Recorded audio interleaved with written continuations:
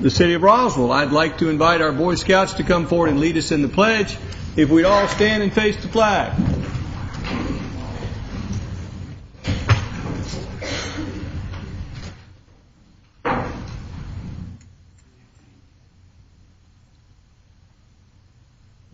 Allegiance to the flag of the United States of America and to the republic for which it stands, one nation, under God, indivisible, with liberty and justice for all. And gentlemen, before you sit down, if you would come to the microphone and introduce yourselves to the audience and the council. The microphone is on the other side of the podium there.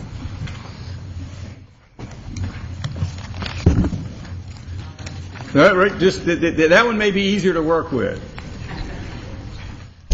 Hi, I'm Brandon Tardif. And what troop are you representing here tonight? Troop 841 of Alpharetta. Good to have you here tonight. We have Jim Payne, a former council member from Alpharetta, here tonight, and your friend. Hello, I'm Davis Tardif from Troop 841.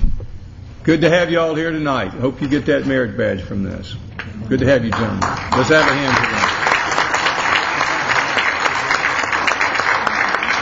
And we have a guest here tonight, a candidate for Superior Court in Fulton County, Chloe Dallier. Pronounce it for me when you come. Come forward to the microphone, introduce yourself, and correct my pronunciation.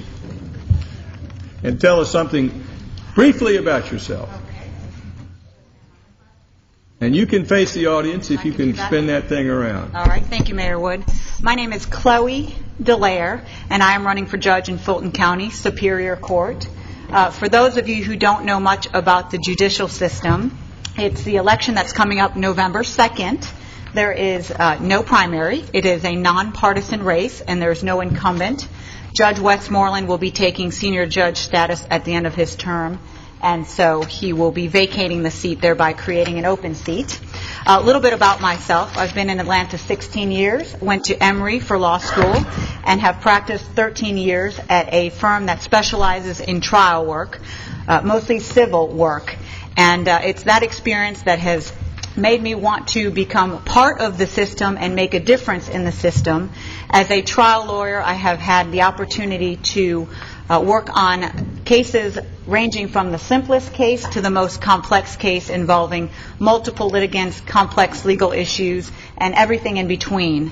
Now, that makes me qualified to be a judge, but why I truly want to be a judge is that I believe in protecting the things that matter to us most, and that is our families, our businesses, our homes, and our personal safety. And that is what a Superior Court judge does in every aspect. A judge deals with family issues, with issues involving zoning and your property and everything that is near and dear to your heart. So I urge you to take notice of what is going on and to make a difference. Make your voices heard, not just when it comes to the governor's race or the state senate races, but the judicial system is just as important. So please look at my website. It's chloeforjudge.com. It's got more information about me, and I would love to earn your vote come November 2nd. Thank you so much. Thank you, Chloe. Thank you, council members.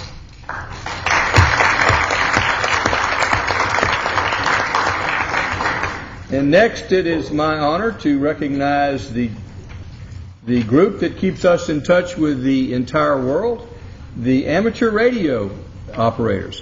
And I would begin that with reading a proclamation regarding Amateur Radio Week. Whereas amateur radio operators are celebrating over a century of human voice broadcast over the airwaves, and amateur radio continues to provide a bridge among societies and countries, creating friendship and sharing of ideas. And whereas the North Fulton Amateur League members have provided countless hours of uncompensated community service by providing backup communication services to the City of Roswell police and fire departments, communications to local charitable events, and other organizations throughout the region. And whereas the City of Roswell recognizes and appreciates the diligence of these hams, who also serve as weather spotters in the Skywarn program of the National Weather Service and provide relevance in our highly modern and technical world by providing emergency communications when other systems may fail. And whereas the North American Amateur Radio League will participate in a yearly national event sponsored by the ARRL called Field Day as an emergency preparedness exercise that will take place on June 26th and June 27th. This event will demonstrate amateur radio skills and readiness to provide self-supporting communications without further infrastructure being required. And whereas the North Fulton Amateur Radio League will hold their annual Field Day event in the city of Roswell at Waller Park Extension, and all citizens of Roswell are encouraged to attend. Now, therefore, I, Jerry Wood, Mayor of the City of Roswell, do hereby proclaim the week of June 21st through the 27th, 2010, is Amateur Radio Week in the City of Roswell, Georgia, and urge all of our citizens to recognize the importance of this event and the significance of amateur radio to our citizens and our community. And Chloe, I would encourage you to come there. You can get on the radio and you can speak to citizens not only across the city of, across Fulton County, but across the world. And anyone else who shows up there, they encourage people to come and get on the radio and call up and talk to people all across the world and learn more about amateur radio. So on that day, that's a weekend of the. Is it this weekend? Next weekend. It's this weekend. They have air conditioning in a couple of their tents, and then some of them they don't. But they'll be there. I usually try to show up around noon because they're usually serving hot dogs. That's when I try to go. But I encourage you to take advantage of this and enjoy that amateur day. And I also have a surprise proclamation, which was submitted to me by the amateur radio hams. And we're declaring Jim Stafford Radio Amateur of the Year. Jim, if you'll stand up. Let's have a hand for Jim.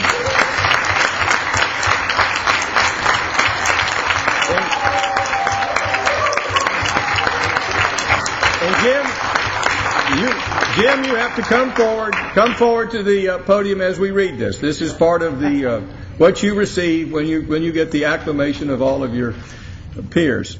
Whereas Jim Stafford became an amateur radio licensee at age 16 in Indiana, and Jim continued his education and graduated from Purdue University and MIT with an electrical engineering degree, followed by a career spanning over 30 years at AT&T, Southern Bell, and Bell South.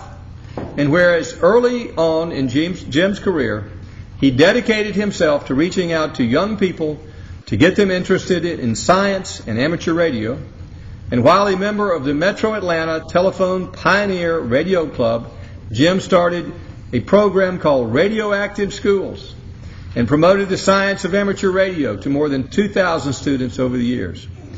And whereas Jim Stafford joined a team of 4 others in 2006 to rejuvenate the North Fulton Amateur Radio League and was instrumental in the growth of the chapter's success of approximately 300 members today. And whereas Jim Stafford's team approach and leadership contributed significantly to North Fulton Amateur Radio's League being selected as Dayton Hamvention 2010 Club of the Year, an internationally recognized award of achievement and excellence. And whereas the awards committee has named Jim Stafford W4QO of Roswell, Georgia, as the 2010 Dayton Hamvention Amateur of the Year, and honoring him for his 50 years of service to amateur radio and his support for public service and unending efforts to recruit and develop hams of all ages. Now, therefore, I, Jerry Wood, Mayor of the City of Roswell, do hereby proclaim June 21st, 2010 as Jim Stafford Day and call upon all of our citizens to recognize the importance of Jim's contribution to amateur radio and youth community. One more hand for Jim Stafford.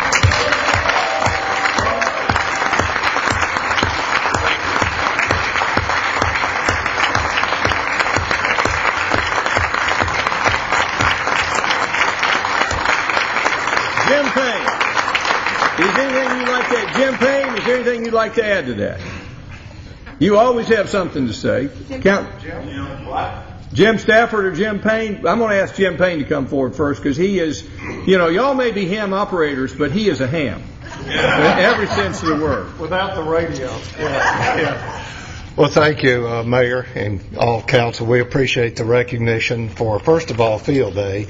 And on behalf of Chuck Cathledge, who's out of town on vacation this week, he asked me to thank the City of Roswell for everything they do every year at Waller Park to host our Field Day event. And we have a great relationship with the City of Roswell.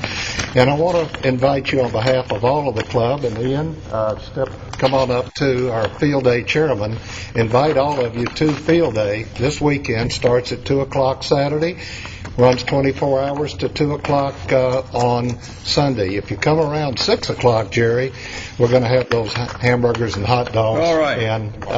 And barbecue from one of the barbecue places right here in Roswell. And Ian Kahn, our Field Day chairperson, will tell you a little more about Field Day. Thank you, Jim. Thank you, Mayor Woods and council members. Field Day happens every year. The American Radio Relay League sponsors it, along with the Radio Association of Canada, on the fourth full weekend in June. This year, it's this coming weekend, the 26th and 27th of June. The purpose of Field Day is multifaceted. The primary purpose of the event is for us as radio amateurs to practice our emergency communications capabilities. And to that end, we'll be set up, as has been stated, at Waller Park Extension. We will not use for our radio equipment, our transmission and receiving gear, any commercial power off of the commercial mains. We'll be set up on generators the entire time. We will also, for a brief while, have one of our stations operating on a battery that is solar powered, so that we can demonstrate several different ways to power our radios that don't rely on commercial power in the event we're in a situation like Katrina, where power isn't available, or the earthquakes in Haiti or Chile that happened earlier this year. The second major purpose of Field Day is for us to open to the public and have the general public come in and see what we do and introduce them to amateur radio and demonstrate our capabilities to them. And to that end, as we've all stated, we'd love for all the citizens of Roswell to come join us, for Mayor Wood, for all of you on council to come out and see us. Come spend a few minutes, come see what we're all about.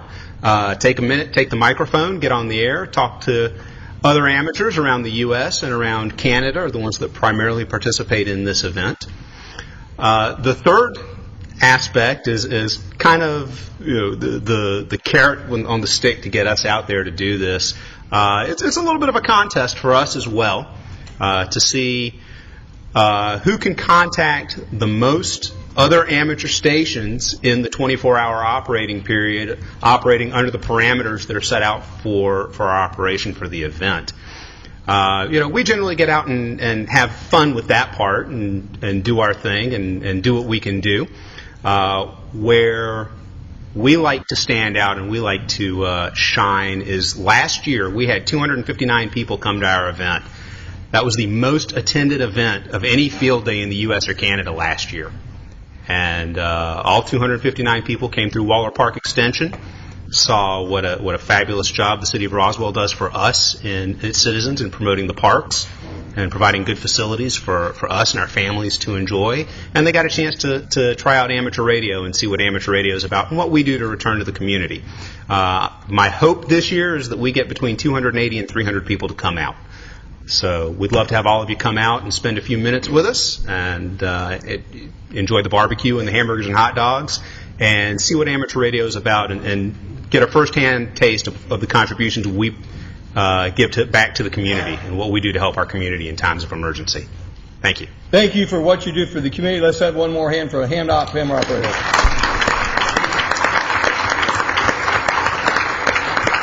Thank you, Mayor. And one final comment. We really appreciate the recognition of Jim Stafford. We're very proud of his international recognition as Ham of the Year. He's a 27-year resident of Roswell, and he's joined this evening with his wife, Marilyn. And we're very happy that the proclamation was done by City of Roswell to honor one of our special members, Jim Stafford. W4QO is his It's our privilege, and Jim, if you'll, I've got copies of the original proclamations here, if you'll take them to Jim. Jim Payne, take this back to Jim Stafford. And for you ham operators, this could be a long meeting, so don't feel obligated to stay here all night. If you have to get back on the radio to contact other folks, feel free to leave at any time. But also feel free to stay. Do we have a motion to approve the consent agenda? Motion by Councilmember Wynn. Is there a second? Second by Councilmember Eichelhardt. Does anyone in the audience or on the council have any questions regarding the consent agenda? All in favor of the motion, raise their hands. Passes unanimously. This time we'll go back to the mayor's report, beginning with the second reading of the millage rate ordinance.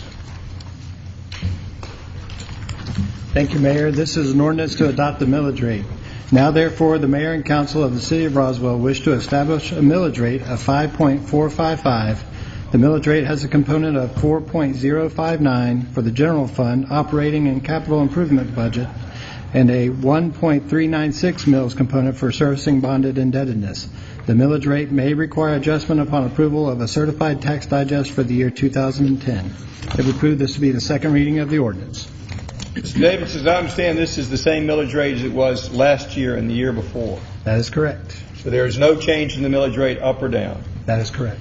Does the council have any questions? Councilman Orleans. Mr. Davidson, it's my understanding that we need to pass the budget first and then do the millage rate that would fit in the budget. I mean, tonight we're expecting them to be the same, but isn't that the procedure that we should follow to approve the budget first? Legally, there's no requirement that you do that.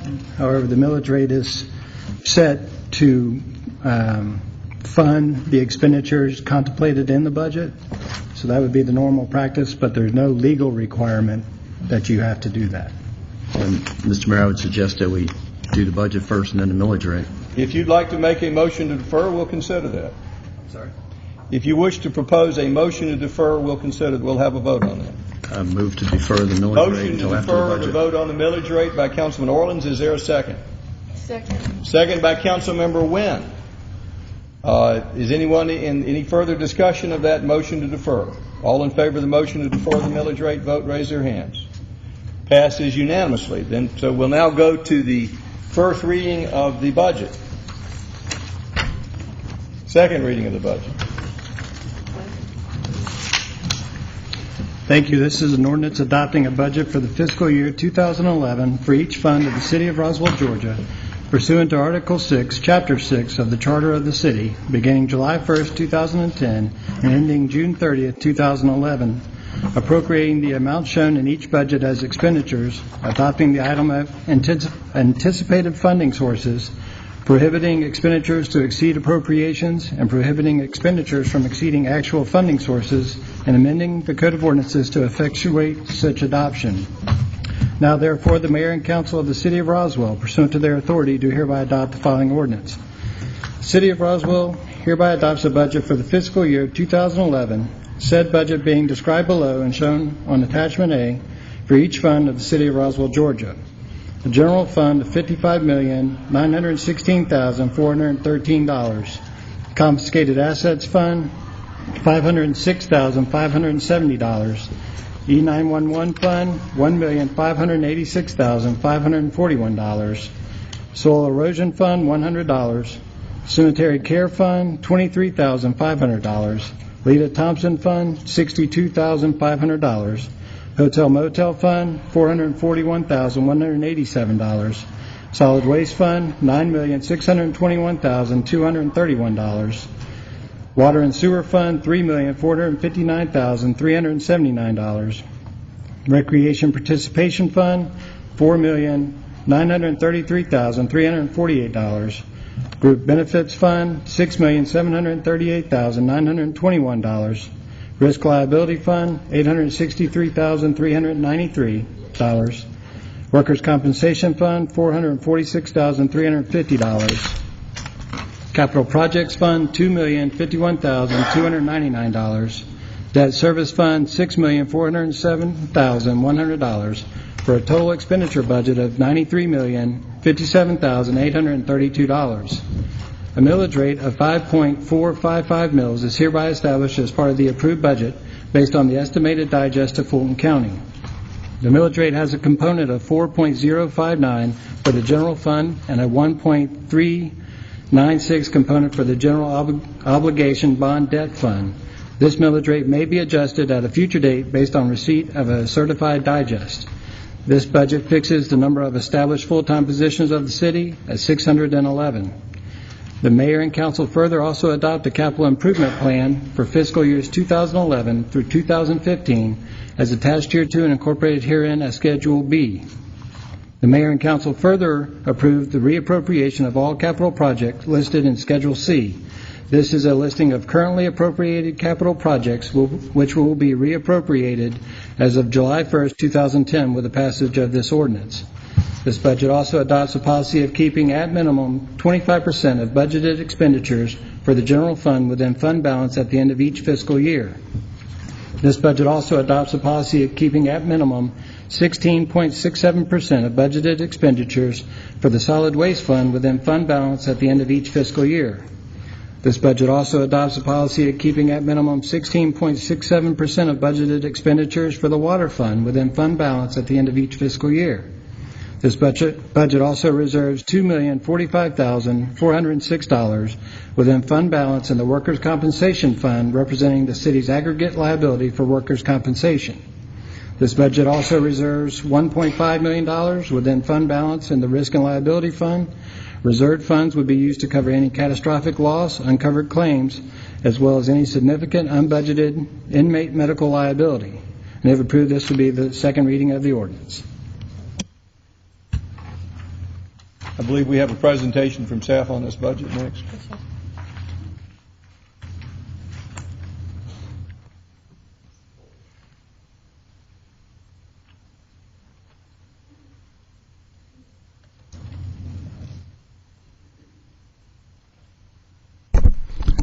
Good evening, Mr. Mayor, council members. Tonight we have a presentation on the FY 2011 proposed budget. This presentation will be similar to one we've seen before, and just to reiterate the process we went through. This slide provides you the principles of the FY 2000 budget process: a balanced budget, general fund reserves for one-time capital and road resurfacing, no tax increase, maintain 25% of the fund balance, and maintain current level of service. The first principle of balanced budget: the expenditures and revenues are equal, thus we are balanced to the penny in the proposed budget.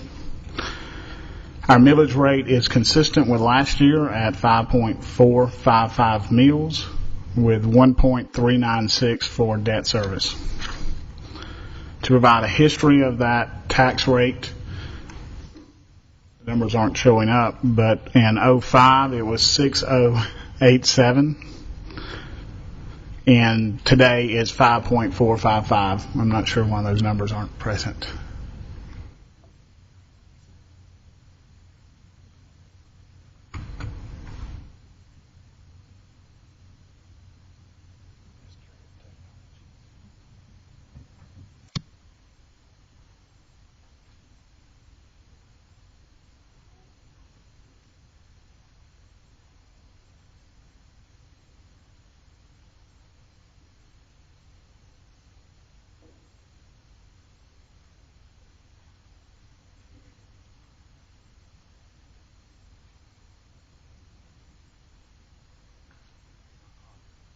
Do you have a hard copy of it?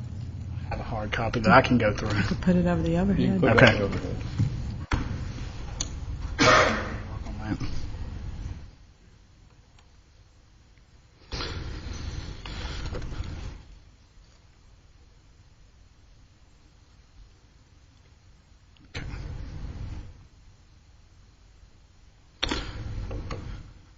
This provides the history.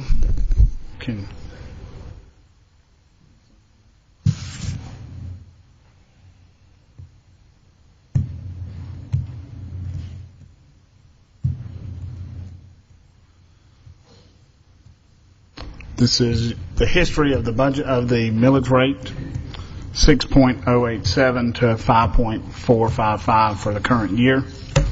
These are all going to be in black and white, by the way. This just compares our millage rate to other cities around us.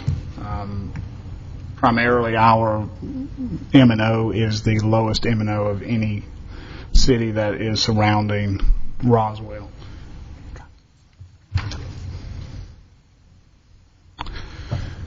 To provide the 3-month operating balance, the current budget is $55.9 million. 25% is $13.9 million. We currently have $27 million in the fund balance.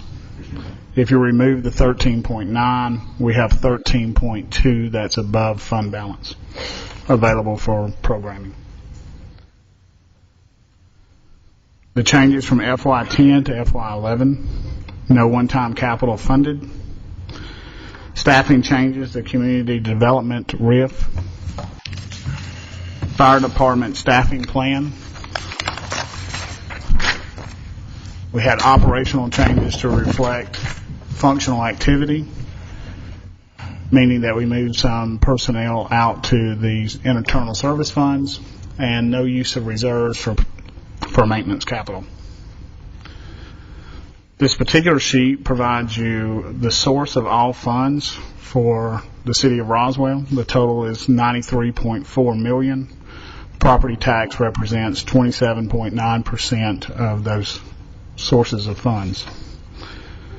The use of the funds is $53.057 million. 53% of those expenditures are in salaries, and operating makes up 23.5%.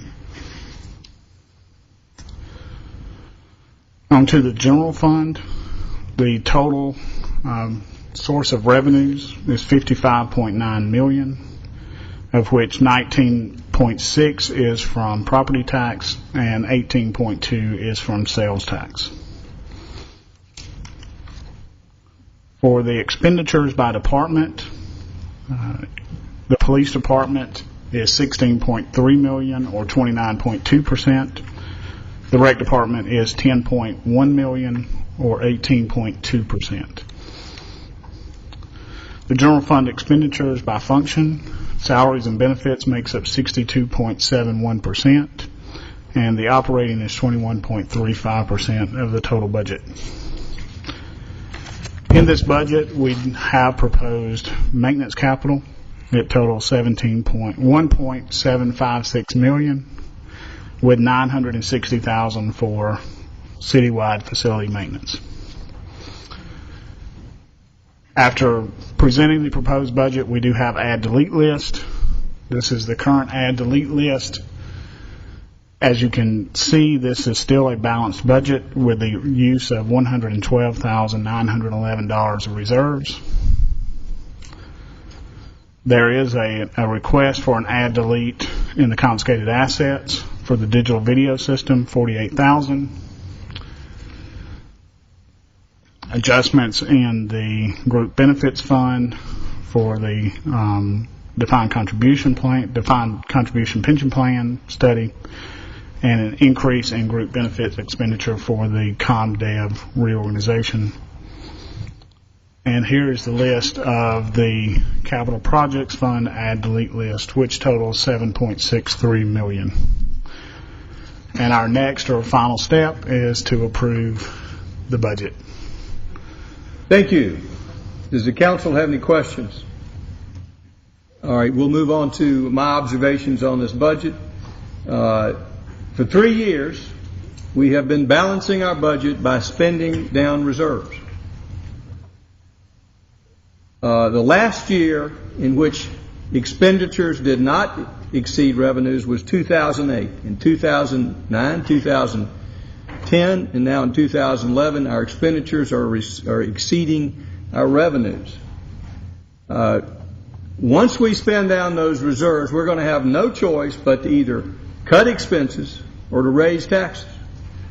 And I believe we should first look at cutting expenses before we raise taxes. And I've got some slides up here to illustrate what I'm talking about. This first graph is our revenue history. Shows from 2008, which is the highest revenues that this city has received. revenues have fallen by 10% from $62.3 million to $55.9 million.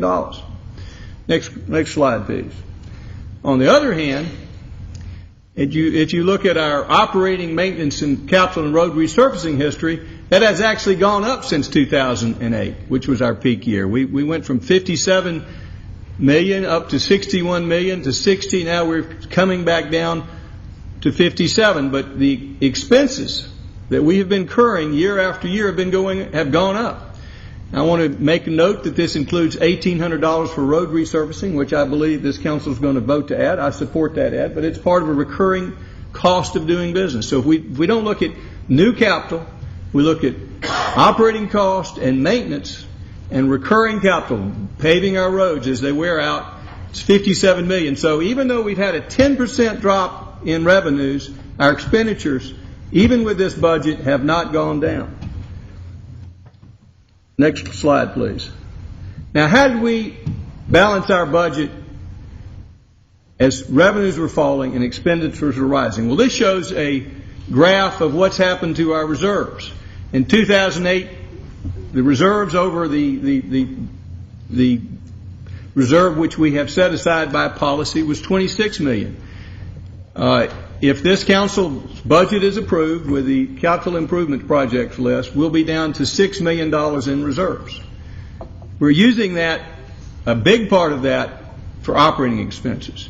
And if you project this out without any new capital expenditures, next slide please, you're going to see that in 2015 we're going to be in the hole.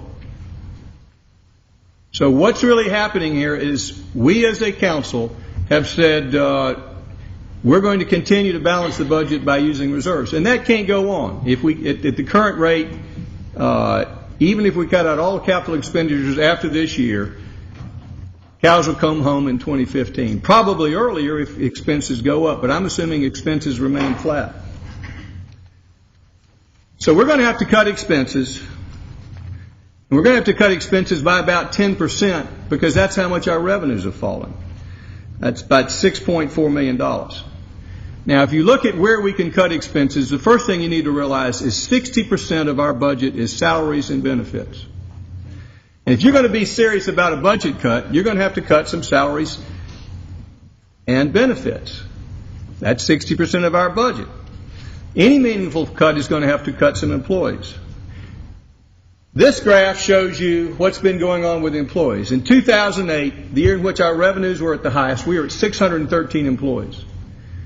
The next year, even with the graph below it showing you what's going on in your revenues, revenues are falling. The good news is they're not falling as fast. They seem to have leveled out. But the bad news is we're not cutting the employee expenses. They went from 613 the next year with falling revenues up to 624. Last year, we were able to cut some positions because we had vacancies. We didn't eliminate any current employees, but we cut some vacancies and cut back 6 employees to get to 618. Well, we don't have those vacancies this year, so I had to look where am I going to find some other cuts? And I looked at the one department where I knew there was a fall off in business. In the community development, which handles new development, we had a 70% drop in new development. 70% drop in new development. So I asked the staff to prepare a budget cut which would take us from 30% at the peak, make a budget cut of 30% from the peak. This year it's about 15%, which we'd realize this year. And from that we got cutting by 10 employees. Now the net change was only 7 because we've added in 3 policemen, three fire marshals. Staff recommended we cut one of the positions in the fire department, so the net change is 2 additional employees. So at the end of the day, we're looking at eliminating 7 positions. Now, the add-delete list that some council members are suggesting we approve has cut that back, so we'd only be cutting 2 employees from last year. And if you look at 2013, we've actually added 2 employees. As our revenue has fallen by 10%, if we put back in all the employees, we will actually see an increase in the number of employees in this city. And we cannot continue to do that without drawing down reserves or raising taxes. And I'm for one to telling the citizens and the council, we've got to take a hard look first at cutting salaries before we start to look at raising taxes. That's the only answer, folks. You can't, the reserves won't last forever. You've either got to cut expenses, which means a good chunk has to come out. It doesn't have to all come out of employees, but when you see a 10% drop in revenues and 60% of your expenses are employees, you're going to have to see some employees cut. If you saw a 10% cut in the employee salaries and benefits, that wouldn't be the 7 employees I'm talking about. It wouldn't be the 2 employees that the council is talking about. It would mean 60 employees. We've got to take a hard look at what do we really need in this city. We've got to take a hard look at taxes. But I say we first have to take a real hard look. And I submit to you my proposal of cutting 7 positions, net 7 positions from the budget is only a baby step. It's not the end of where we need to go. It's a baby step. It's a beginning. And I would encourage the council to take a hard look at cutting positions. And with that, first I'd like to go over the delete list. Because before we can add, we need to look at deletions. And I'd like to hear on each item a justification for the delete and who's proposing that deletion.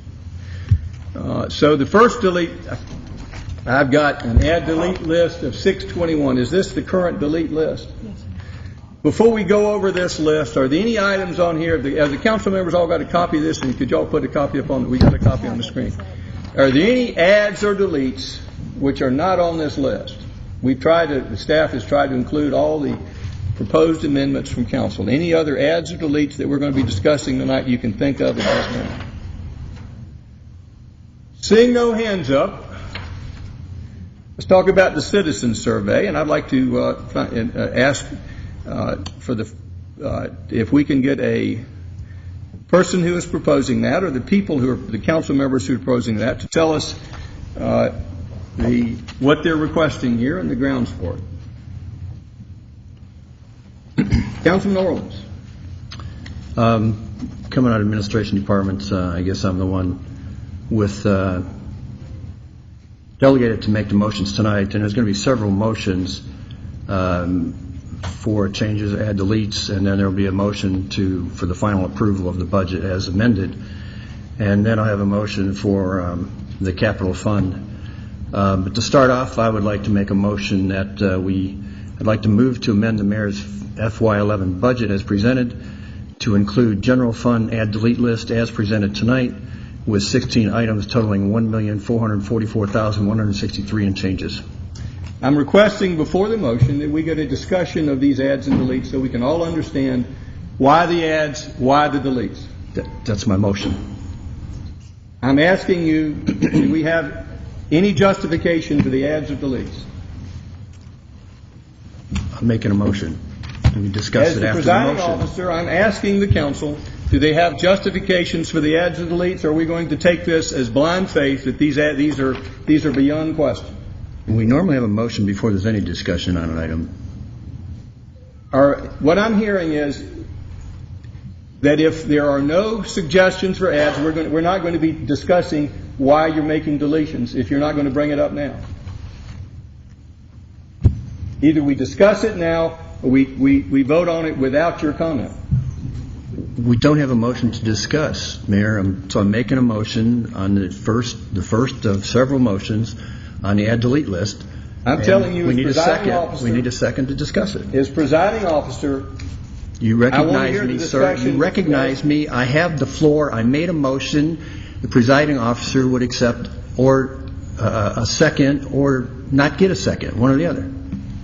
Before we enter that second, I'm asking, is there any justification for any of the deletes or any of the adds? If you don't speak now, forever hold your peace. My motion's on the floor. I'll second the motion. Okay. I'm not calling for a vote until we hear the discussion.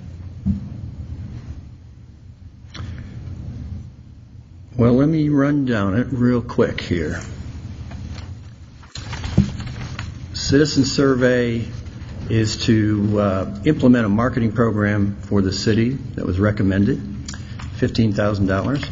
There's Well, I'd like elimination to ask of the question about each one, Mr. Orleans. There's elimination. Well, ask your question, sir, if you want me to All go right, through them all. so the citizen survey is $15,000, and we're going to be surveying all of the citizens of Roswell, or a portion. All of the citizens. And do we know what the questions are going to be? Not yet. It's got to be funded and developed before we know what the questions are. And what are we trying to find out from this survey? We're trying to position the city in a marketing position to take advantage of any change in the economy and to be more aggressive in our economic development. So those are the general parameters, but until we actually do the study, I don't have more details. That's what the study will be for. So we're going to study the study, or we're going to... I'm trying to figure out how is this survey going to help us in accomplishing these goals? Well, Mr. Mayor, every one of these items on the budget is not having final approval tonight. Every item will come back as a particular thing presented to the mayor and council, as we always do, before the money is even spent. So if it comes down to a point that nobody feels a citizen survey will get to the point we need, or if there's a different direction we'll take, when that is discussed, it will be voted on, and maybe it'll be moved forward, and maybe it won't. But right now, we are setting an estimated budget for the next 12 months. And as you know, and if you've done many years, every one of these little items may or may not be done. We don't know that yet. This is just setting up the budget to try to move forward. So the answer is we don't know exactly what we're going to do, and we don't know whether we're going to approve it or not. Is that the answer? That's the answer. We don't have the details yet. All right, good to know that. Now, I understand the elimination of the Deputy Chief of Logistics position was a recommendation by the Fire Department. That's We my can hear understanding. from Chief Spencer on the justification for this recommendation.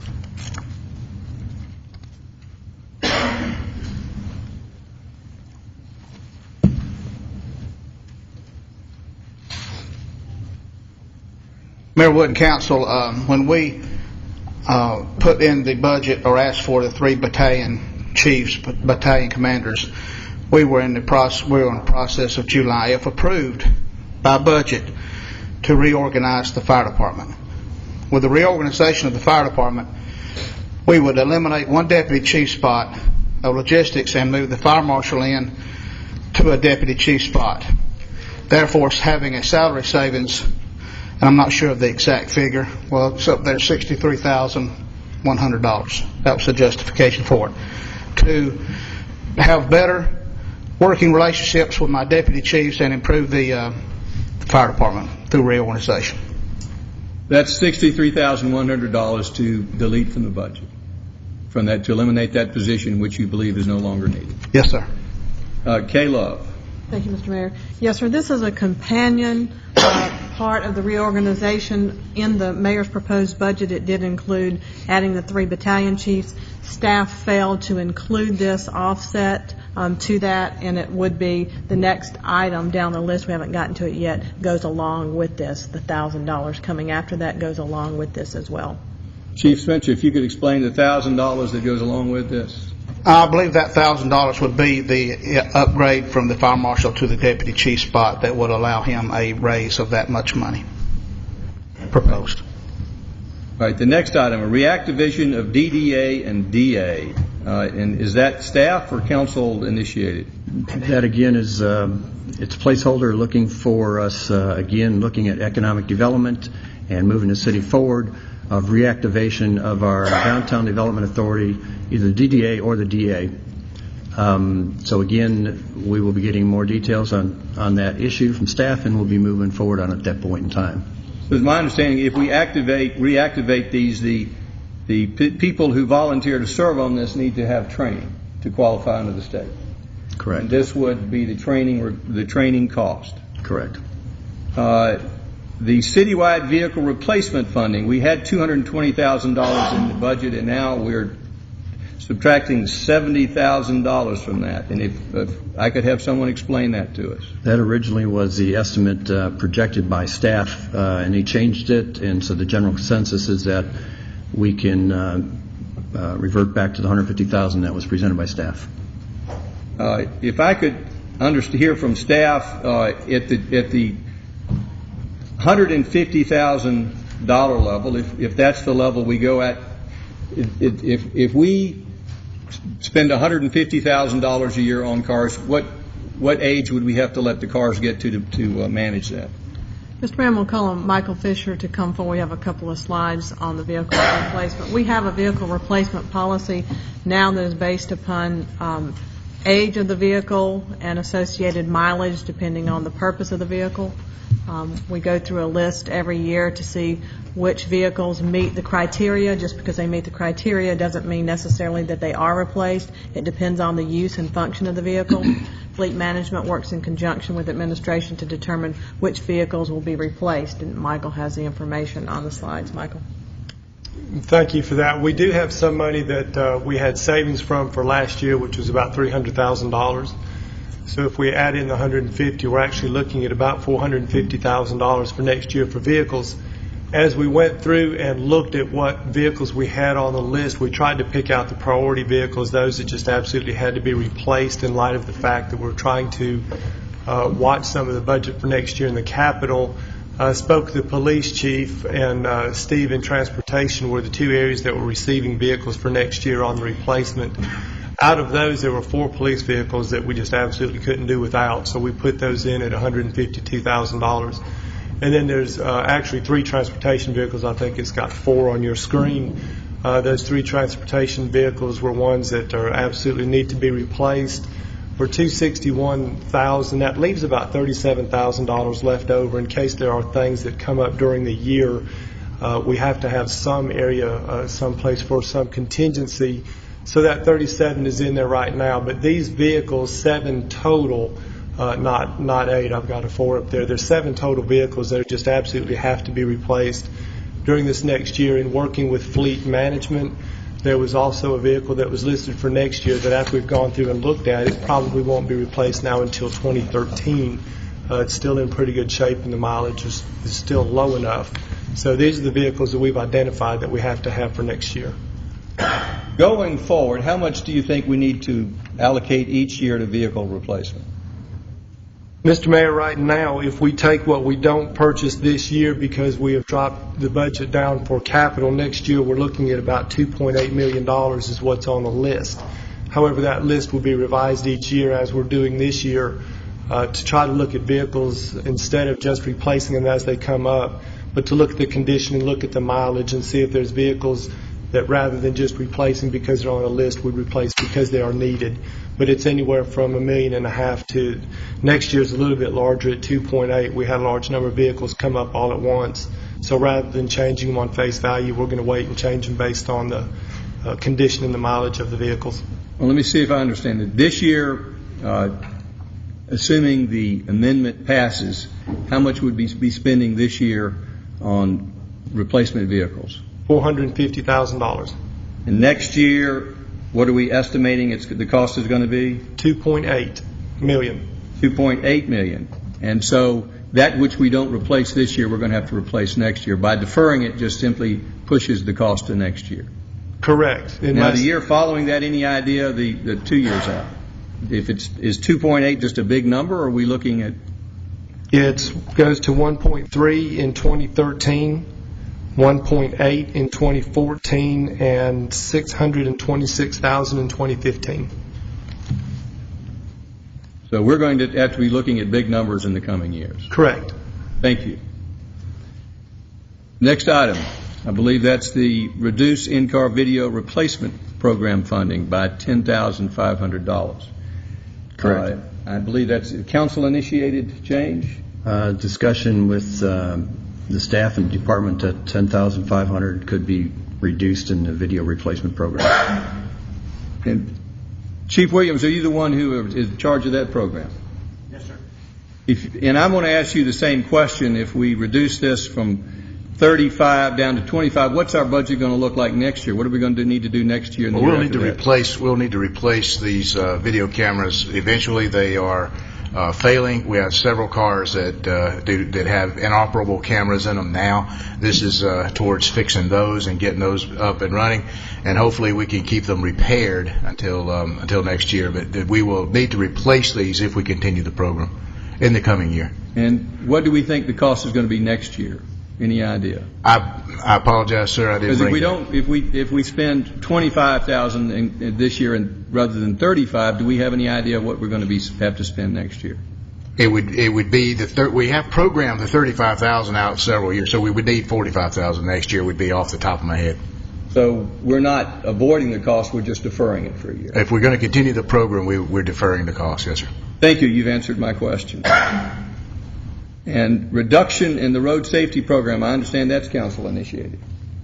Yes, sir. That was, again, reviewed with staff and the amount needed for the road safety program, and also some consideration of what that program is going to be doing in the future, and we felt it could be reduced, and we're going to get more information from the department going forward on the direction with that program, and it may be adjusted or changed or even possibly eliminated. Mr. Asenbrock, this would be in your department, correct? And the road safety program, what projects would we be eliminating by eliminating that $45,000? We will not eliminate any programs, Mayor. What we do is we scope these projects. We look citywide at the needs of various corridors and intersections, and we look for creative ways to solve problems, improve safety, manage traffic, improve bicycle and pedestrian safety. And what we do is adjust our estimates, and we also look to other capital projects that we have in the local area that we can sort of add some synergy to stretch these dollars. So it's not that a program will be eliminated. It's just we will adjust our sites and our scope for the various programs. So we will be doing less of these road safety projects if we have $45,000 That is left correct. in the budget. Yes, sir. And again, if you could give me some examples of road safety projects, Mayor, I think you skipped over that pretty quickly. Some of the things we might not be doing. Well, we do As things much like of. road striping, things like the video feedback cameras for traffic calming in some areas. We've made slight adjustments to, say, curb adjustments for drainage improvements. The countdown pedestrian timers come to mind. There's a variety of projects that are within this program that we use to make these improvements. All right. The next item, I understand, is council initiated. We'd be adding back 6 positions. I had proposed eliminating 10 positions. I think the councils would be proposed eliminating 4 positions. Do we have any idea, know which positions would be added back in and which positions would not be? It was the positions that were, I don't have it in front of me, but that were presented by the reorganization of community development. And it was the 4 positions that they had indicated in that presentation that we all received, I forget, a couple weeks ago. Well, who could address this? Do you know the positions, Kay, off the top of your head? I can address it, sir. The vacant land development inspector position, there's a position in GIS, a planner position, and a building inspector position are the 4 positions that would be remaining. The 6 added back. We can take a look at the org chart if you'd like to go over the 6. I'd like to go over the 6 that are being added back. Yes, please.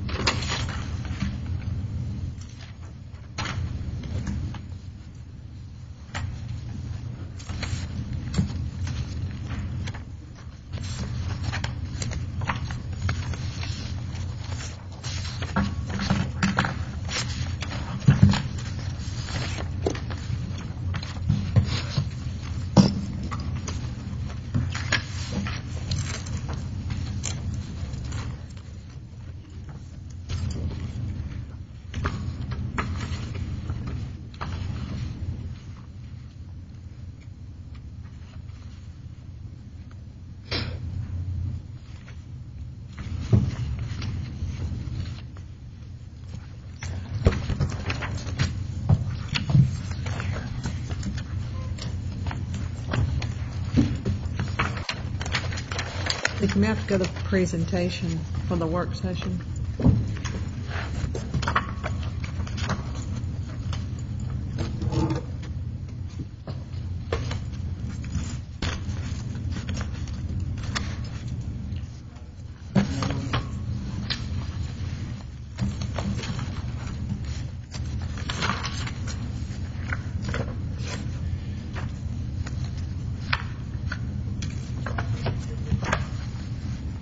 That's it.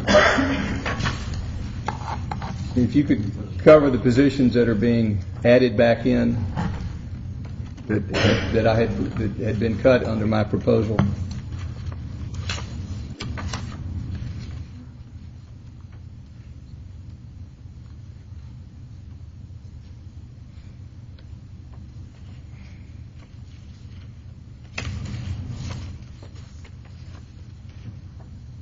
Can you make it any bigger?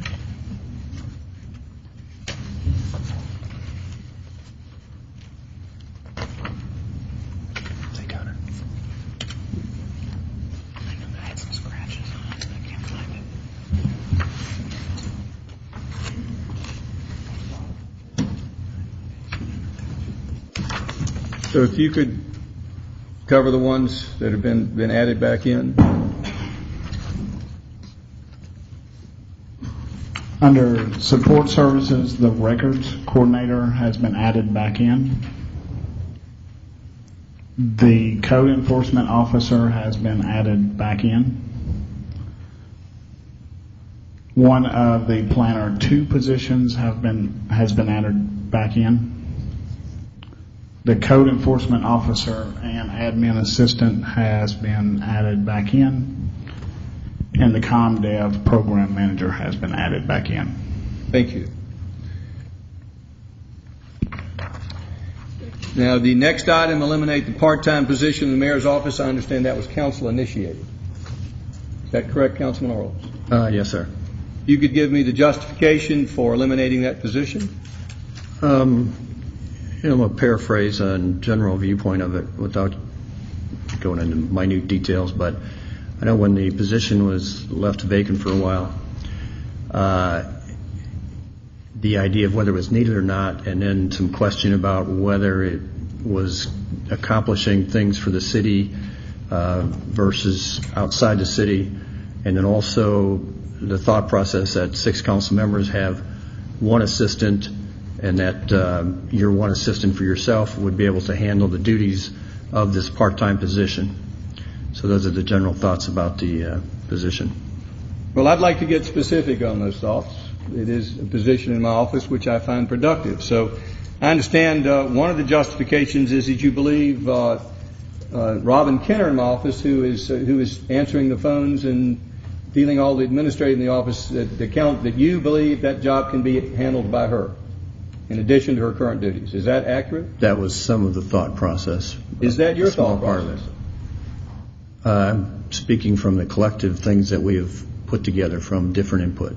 Well, now, would that collective be unanimous or is it divided? I'm trying to understand. When you say collective, is that your belief? We find out when the vote comes up tonight on this. If somebody amends it to take that out and put it back in, then obviously it's not unanimous. So I don't know that. Do you believe that this job can be handled by Ms. Kenner?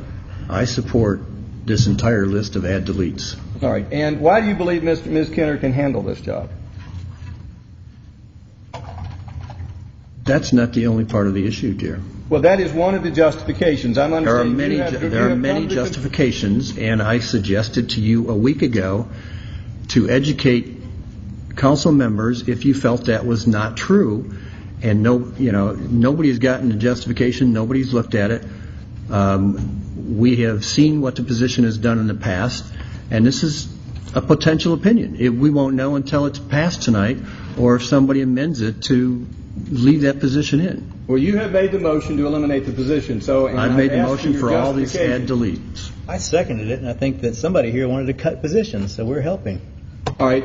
So I'm asking why you have selected this position. That's the specific question. Now, it's my understanding how many that out of 618 employees, I think, this council has come up with 1 position, a part-time position, which you all support cutting, and I'm looking for the justification for cutting that 1 position out of citywide. Let me ask you this.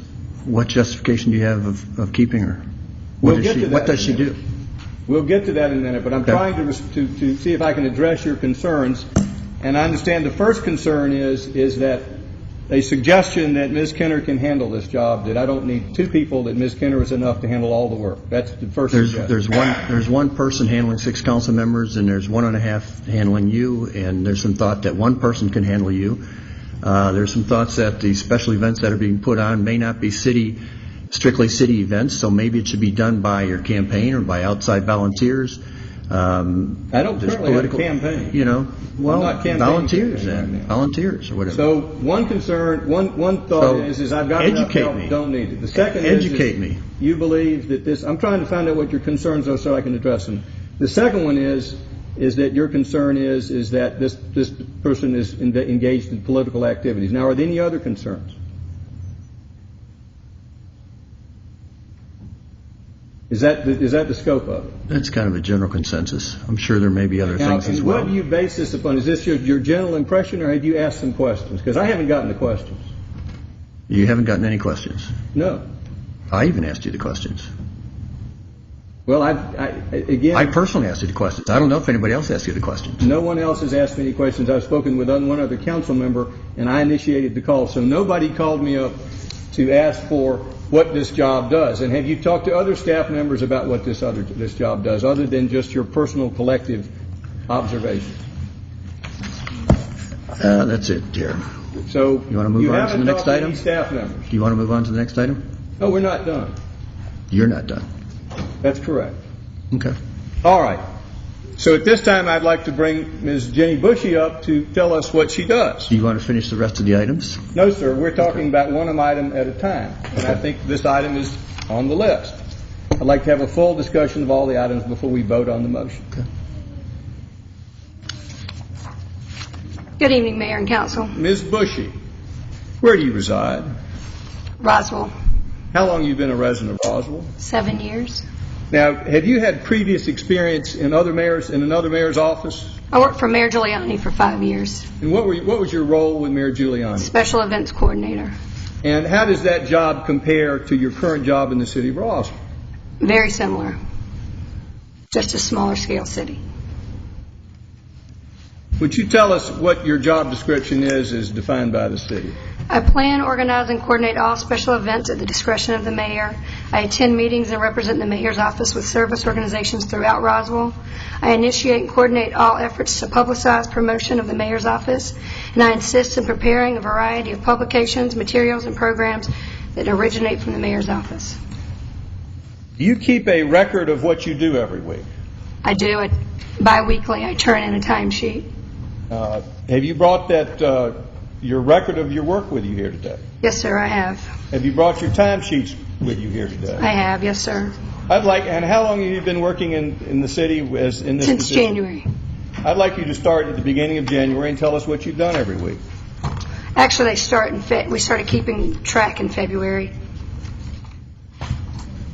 On February 2nd, I met with Julie. For roundabouts to maybe take a break or go home for a little while. This is ridiculous. No offense to you, ma'am. I appreciate all that you've done. It's nothing against you personally. Well, apparently I'm not appreciated so much, so I would like to show my case. I can do this for the other 4 and everything else along here. You may proceed. On February 2nd, I met with Julie Breckville regarding the Census 2010 and specifically in the Hispanic community. We decided that the message must be a unified message and come from a trustworthy source, not coming from the city. So I spoke with Judy Simonez at Star House, and I met with Julie Potts from Esther Jackson, and to talk about getting schools and getting various community organizations involved. I went to North Fulton Community Charities. I met with St. David's and St. Andrews, all on how to present the census to our Hispanic community. We were thinking about attending the Centennial High School International Night for the city, to have a booth and to set up for general city information as well as the census.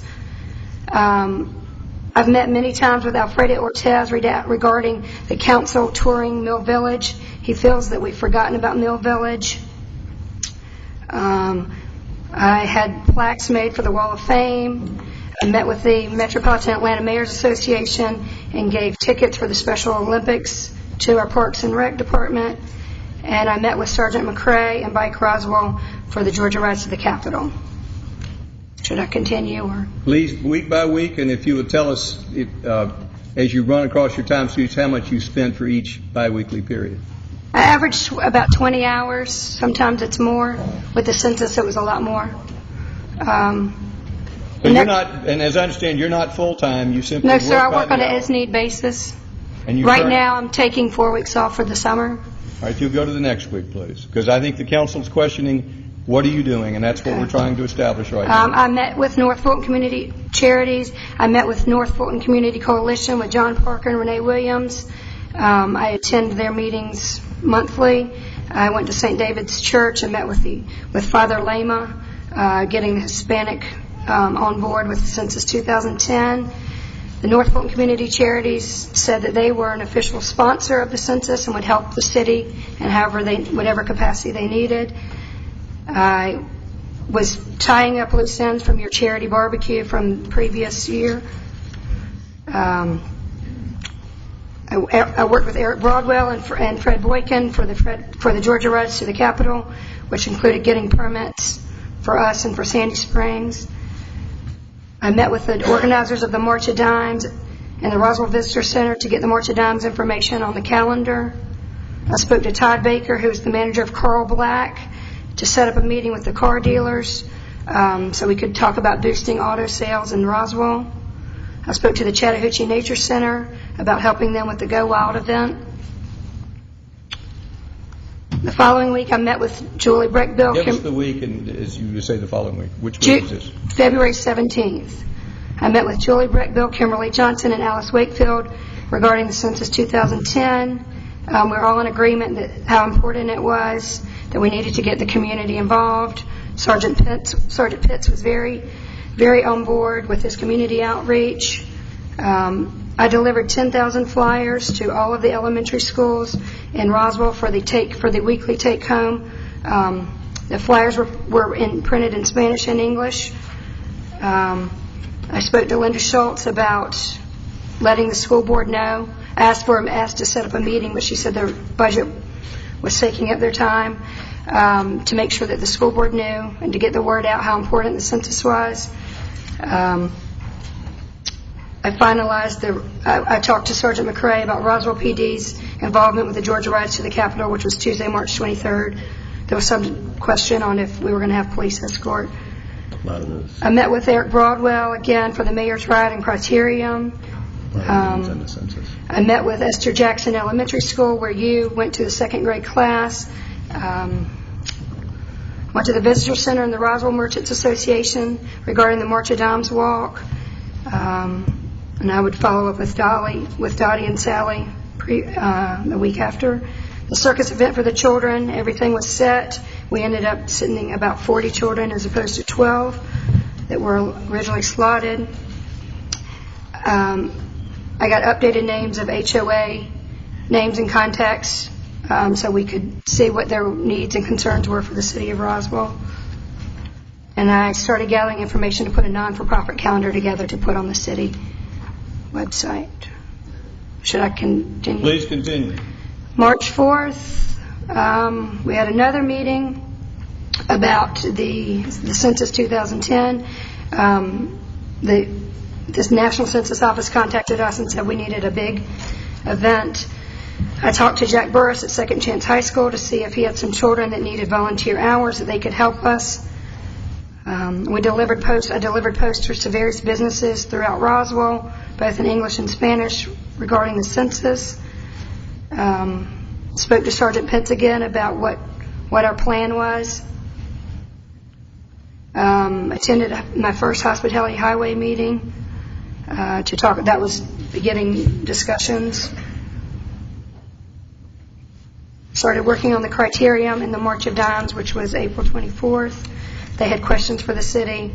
Could we have an official team? Could they put banners and posters around the city? How could they advertise? March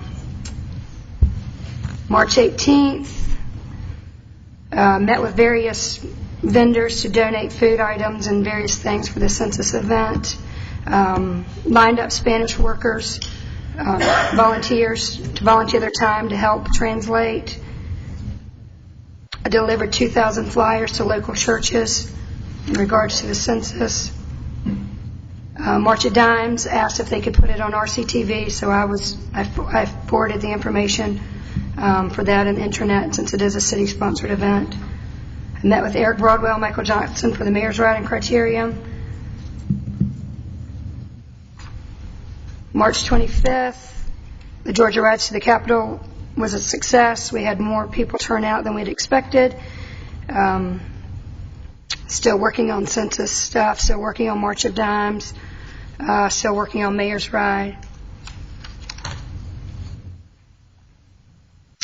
March of Dimes census delivered various things from your charity barbecue ball that had not been done, helping CVB promote Roswell, mainly Go Wild, but Roswell in general.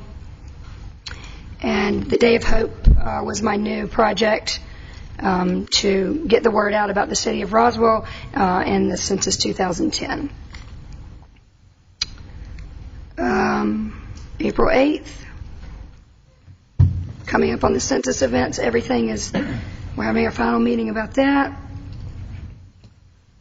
I helped Katie Trelane in Parks Department with the Special People Night. Chris Eldridge said that we could certainly set up the Day of Hope. Day of Hope, we ended up having several thousand people stop by our booth, taking census things. Helped with volunteers get the word out about the Mayor's Ride. We wanted to talk to the local residents regarding street closings. April 22nd, we wrapped up all the census signing events. We actually ended up being higher percentage than we were last time we did the census. We're still working with CVB, still working with, did the Day of Hope, March of Dimes. I met with Steve Asenbrack and Kim Weber from Transportation to work on potential corporate sponsors for next year's Criterium. We felt like there was a big chunk of the city's money and time spent, so we were brainstorming on how to reduce some of those costs. May 13th, Steve Asenbrack, Kim, and I had a wrap-up meeting to talk about a better strategy for next year, mainly communication between the different groups. Spoke to Lynn McIntyre at Chattahoochee Nature Center about the Go Wild event. Hospitality Highway, attend those weekly meetings. Everything seems to be going well. Helping with Family Matters event next week at City Hall, which is a joint effort with environmental, fire, police, and several city council members. Started talking to folks about an overall Roswell business scavenger hunt, caroling on Canton Street, holiday decorating contest for this fall and winter. Contacted May 27th. I contacted Just People to be the recipients of the Mayor's Charity Ball in October. I spoke to Alice Wakefield regarding Mr. Mims' property. He wanted it to be included in the Opportunity Zone, and she informed me that they were already following up with the Mims. Did some follow-up with the Go With The Flow. I contacted Morgan Rogers regarding meeting with the booster clubs, and his office said that he was on vacation, and Jeff Pruitt followed up and said that summer was not a good time to meet due to school being out. June 17th, I'm working with the executive director for Just People on how they can help with the charity barbecue ball in October and how we can best get the most amount of money for them. Working with Mayor Wood's team to gather information regarding the city's webpage. A meeting with Senator Isaacson's staff to plan his appearance with the city. I'm talking to the Roswell CVB and the Roswell Merchants Association about getting them on board with various activities for this fall. Spoke to Walmart the other day. They want to be one of the sponsors for the caroling on Canton Street to help alleviate some of the city's cost. And I'm working with Katie Trelane and Stephanie Dye on the 20th anniversary of Americans with Disability Act, which is coming up in July. That's work you have done since you've been in this position. Yes, sir. What ongoing projects do you have planned? We've got a scavenger hunt that is a citywide to get people to participate in Roswell businesses. That would be kind of a live after 5 atmosphere. I've got caroling on Canton Street. I've got Senator Isaacson's appearance, and we have a holiday decorating contest. Now, is the city going to be is this at any cost to the city other than your time and mine? No, sir, I don't get any benefits from the city. No, but we're not asking the city to put any money in these projects. We're trying to organize businesses in the community to do events. The only money is my time. Does the council have any questions about what Ms. Jenny Bushy does for the city? This time I'd like to ask Ms. Kenner to come forward. There was a suggestion that Ms. Kenner could hold down this job.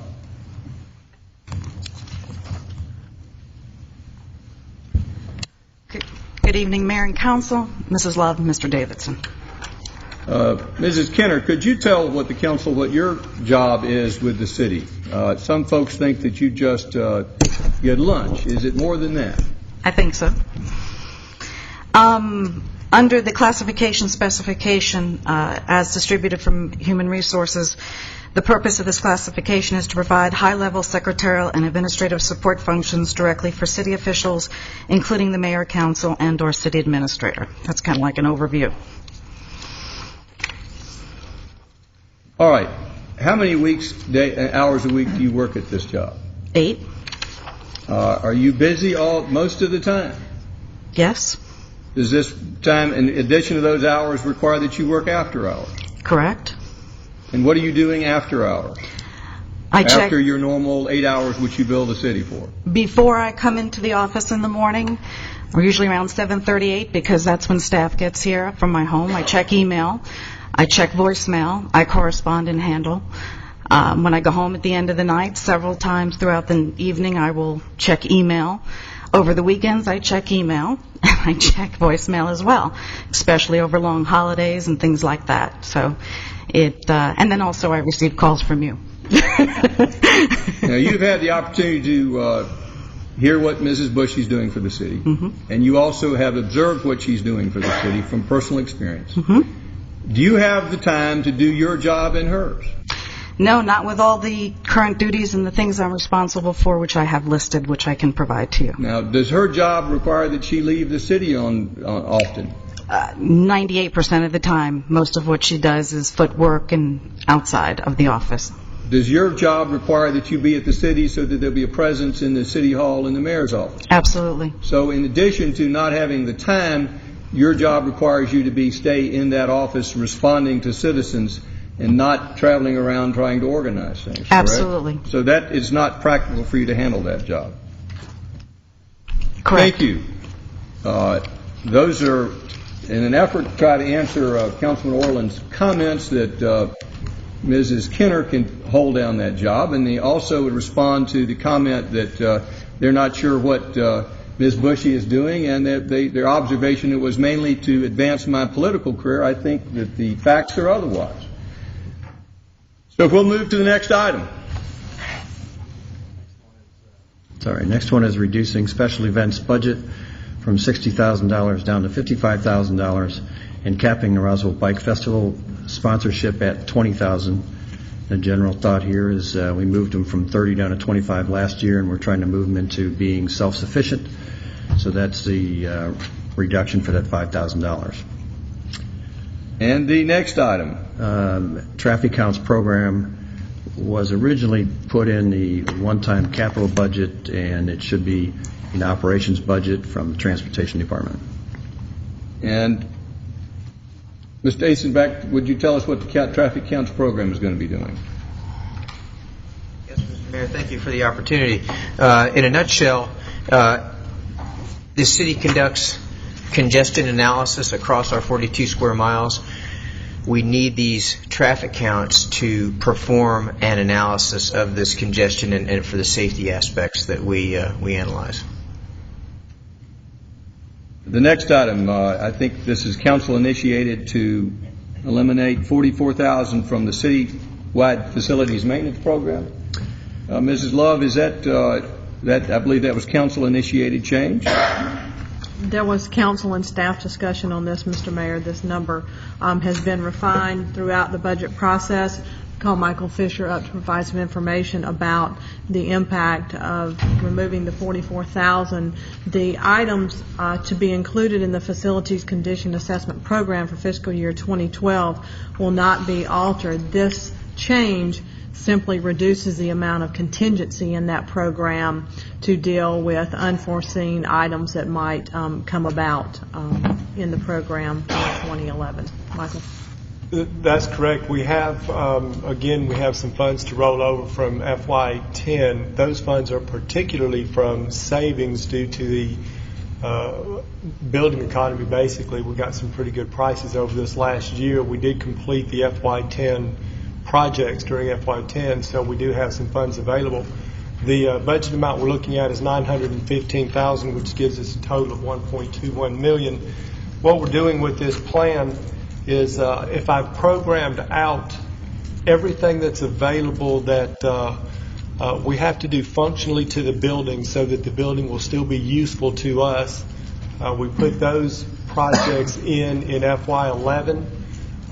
Then we programmed out buildings as a group that I could take as much of one building and work on that particular building at a time and get those buildings done until ultimately we ended up programming about 1.1 of the $1.2 million. It leaves us about $54,000 left over. You generally don't make it through an entire year without having some air conditioning problems and things like that need addressed. So we do have a little bit of a contingency left over. The remaining items are programmed for fiscal year 12. There's about $850,000 for FY12 that would still be available, that will need to be worked on for that year.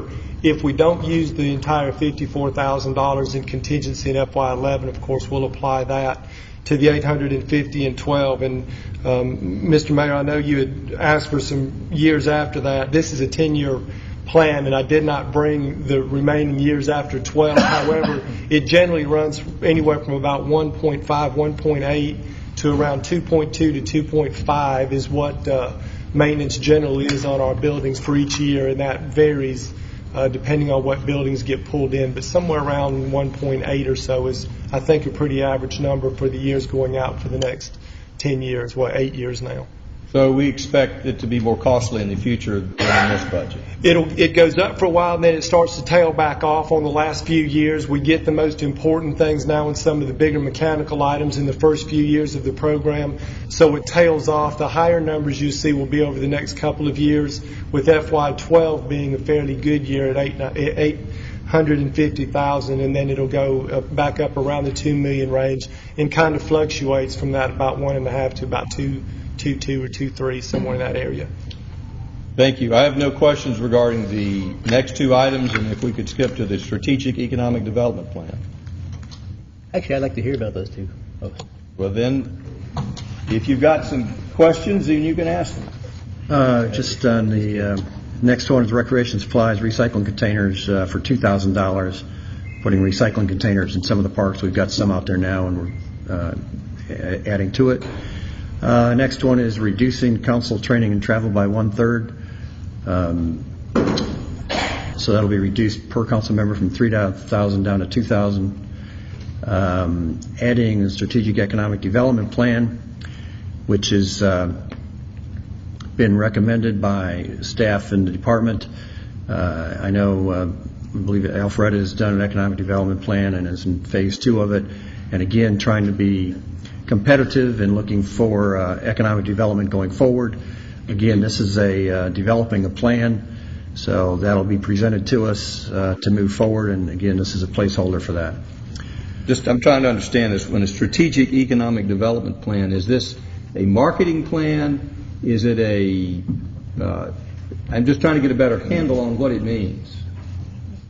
Mrs. Love may present that one. Yes, sir. Thank you. As part of the economic development work plan and program that's been discussed at the committee, and you'll be hearing some more about it this Wednesday at the committee meeting, we know we have a desire to be more aggressive in economic development, to reach out to businesses, to promote our city, to promote development and redevelopment, as well as to become more business friendly, and part of that is defining what business friendly means.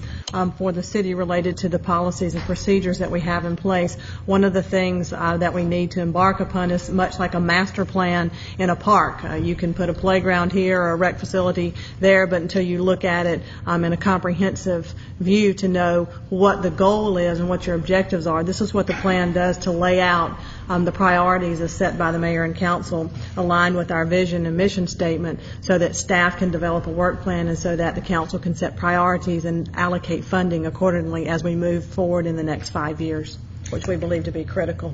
Let me see if I understand it. This is a plan. It's not implementation of marketing. It's not doing something. It's planning so that we'll know what would be appropriate to do. Right. The deliverables will come out of that. We would execute the plan. Any idea of what the deliverables might be? What we might expect as a deliverable that this plan might suggest we do? Which types of businesses we target, which areas of the city we take a look at as it relates to a tax allocation district. It would help analyze the opportunity zone and whereby we might be able to attract businesses. It will look at the resources that are currently out there so we're not duplicating efforts of the chamber or other cities in this region. It takes a look at transportation components. It is a multifaceted plan, and you will be getting more information about that, as I mentioned. I can't say what the deliverable is specifically because I don't know what the vision or goals are of this mayor and council regarding that initiative. And I understand we've got a lot of folks currently on staff to plan and do economic development. And why do we believe that we need to bring in somebody from the outside and we don't have the current resources on staff to do this? We actually don't have a lot of people in economic development. This came out of a desire to be more aggressive and to take a different approach to economic development. And part of that is to develop a overall plan and determine where we might garner resources and look at public-private partnerships and many things that this city has not embarked upon, and that we don't have the resources within the department. We do have planners, they're land use planners, and certainly those complement the process, but they're not economic development planners. Now, the next item, it's use of reserves. Is this, we're going to spend $120,000 to plan and we're going to put $112,000 to carry out the plan? Is that what we're doing? Yes, sir. The net of the add delete list to this point netted a positive $6,000 and some change. So the difference that was a deficit or the amount needed was $112,000 that would come from reserves as a one-time type of expenditure. Thank you for going over those items. Now we're to the point of we have a motion and a second to improve the entire list. Any further discussion from council before I open it up for public comment? Hearing no further discussion from council, at this time I'll hear, yes, Councilman Eichelhart. I will say that I have a little concern about using the reserves for that strategic economic development plan because I do believe we shouldn't be doing that. However, as we look at the overall budget, I think that we will have other sources throughout the year, primarily vacancy savings and some other avenues. So I think ultimately we will not be doing that, and for the purposes of passing the budget tonight for this, I'm okay with that. But given our previous concerns about spending more than we take in, and I actually agree with that aspect, I'm uncomfortable doing that one element, but I think ultimately it will work out to where we don't have to do that. Any other questions or comments from council before we open up the motion for adds and deletes to the public? Councilman member, Dr. Price. Yes, I'll take some ownership of the economic development plan, and my thinking was that with the original budget proposal, the savings and that number of employees would more than double pay for this plan. As it's turned out, it appears that there's not a consensus on council to eliminate as many positions as you had proposed in the proposed budget. Therefore, that's why we see this deficit at this point. Any other questions or comments from the council before we hear from public comment? This time we'll hear public comment on the adds and deletes. There'll be a later chance for public comment on the entire budget, but I don't want to hear any specific comments about adds and deletes. Any specific comments or questions? Yes, sir. Come forward, please.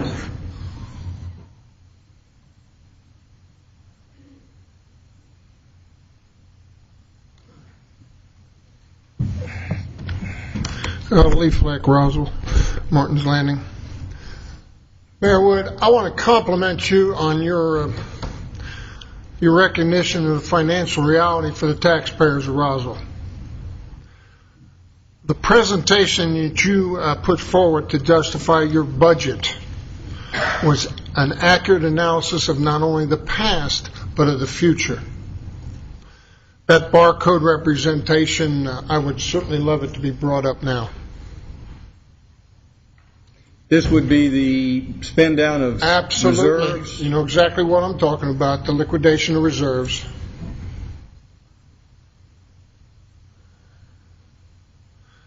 Mayor, I think that you're the only one up there that seems to recognize the reality that municipal employees exist because of private sector productivity, and that declining revenues simply do not justify the current staffing or benefit levels. 2 weeks ago, on this add and delete list, there were only the top 2 line items. I was absolutely shocked to see what I saw tonight. If this list is council initiated, I want to tell you that I feel the majority of this council is spineless. In fact, it's going to result in a deficit budget for 2011. And that's what you're encouraging. If you wish to save 6 jobs, fine, then you need to cut elsewhere for those jobs. It's that simple. You need to have a balanced budget. Your budget policy, the city budget policy, requires such a thing. Mr. Aguilar, for you to be concerned about $112,000 of reserves when you can spend $7 million in capital out of reserves, please. I am appalled at this. What you're going to do is you're going to literally wind up by 2013, the start of 2013, you'll be going into reserves by policy, which means your city is broke. I have nothing more to say. Does anyone else wish to comment at this time on the add-delete list? I think that was a comment on the general budget, but also the add-delete. Any other comments on the add-delete list? This time we'll return to council for further discussion before we vote on the add-delete list. Any further discussion on the add-delete list? I'd like to comment on it. I was advised by Councilman Orland that he was speaking on behalf of council, and that council believed that the Jenny Bushy's position in my office, the special projects person, was one that should be cut. I understand that we appreciate their looking at something to cut, but I haven't heard the justification. I heard from Councilman Orland, and no one disagreed with it, was one, she was working on political events for me. We didn't hear that. The second point is that what she was working on was not helping the city. I think if you look at all the things that she was doing at a very minor cost to the city, were a great benefit for the city. If I look at the history of this project, the one thing that Ms. Bushy has helped us with, and all staff worked on this, but she was one of the leaders of this, was getting our census numbers up. In this census, in 2000, we had a census response rate of 72%. At that time, our Hispanic population might have been 5%. My concern was that with the rise in the Hispanic population and the reluctance of some of that population to deal with the authorities, we would see a fall in those numbers. With Ms. Bushy's help, and our staff also working on this, we got those numbers up from 72% in 2000 to 75%. That was better than the city of Milton. It was actually tied the city of Milton. It was better than the city of Alpharetta. It was substantially better than the city of Sandy Springs. And the only city which did better than Roswell on the census was the city of Johns Creek, a city of gated communities. Demographically, I can only explain the rise in those numbers by the work of the special projects person. Now, I don't know what her projects are going to be in the future. because it's not a full-time job. When she's not working on a project, she's not doing it. But if I look back in the past, if I look in this position, which the council has questions, why do we have it? When the initial job of this, the first effort in this office, was the annexation from the east side. Horseshoe Bend and a large portion of the east side was annexed through the efforts of this position, which has meant a huge benefit to the city of Roswell. Most recently, the person in this position was very instrumental in the annexation of the northwest quadrant of Roswell. If it hadn't have been for this position, we would have only gotten a fraction of those new citizens who came in, which are going to be benefiting Roswell, not just now, but in the future. Like the census, those were unanticipated. So this position is not just about special projects. It's about major events as they come to the mayor's office. But the special projects shouldn't be overlooked. If you looked at the survey which the city of Milton did recently, and they asked their citizens, what would they like to see in their recreation department? It's more events, more festivals. And someone has to start these festivals. And the community participates in them. But Ms. Bushy is coming forward on a couple of projects which I hope to become recurring. They may or may not. Caroling on Canton Street. And I've talked with the churches about this and the business people. And the idea is, on the night which we do the lighting of the Christmas tree, if we get the support of the businesses and the residents, to close down Canton Street that evening and have the churches set up choirs and to sing and have the business community serve hot cocoa or hot chocolate or something spicy, not with rum. I was going to say spice rum, but not rum. That would be at no cost to the city other than perhaps the cost of closing down the street for the night, which I think could become a great annual event. The scavenger hunt. We're trying to become more business friendly. How do we get people to go to these businesses? Create a scavenger hunt. This is something else. This was Jenny Bushy's idea. Another project which someone mentioned to me yesterday was trying to do something. Duluth is now doing a New Year's Eve festival in downtown Duluth.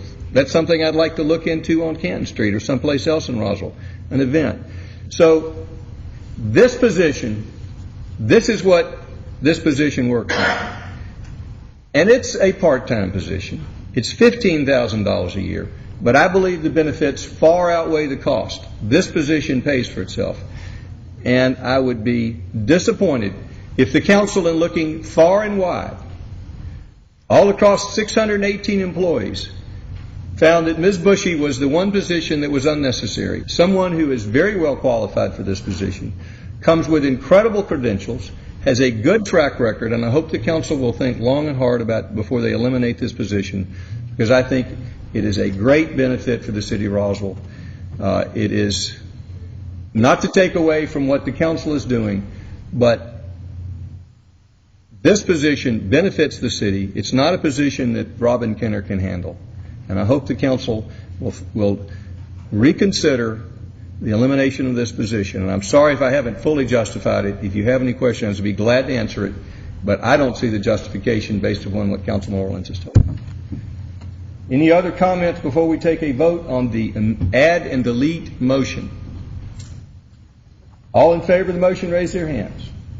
That's Councilman Orleans, Councilman Price, Councilman Eichelhart. That's unanimous. That passes. Ms. Bushy, sorry about the job. And now we'll turn to the next motion. Budget as a whole. Not yet, sir. Next motion is to move to amend the mayor's FY11 budget as presented to include the confiscated assets fund add delete list as presented tonight's package as well in the amount of $48,000, and that's a delete.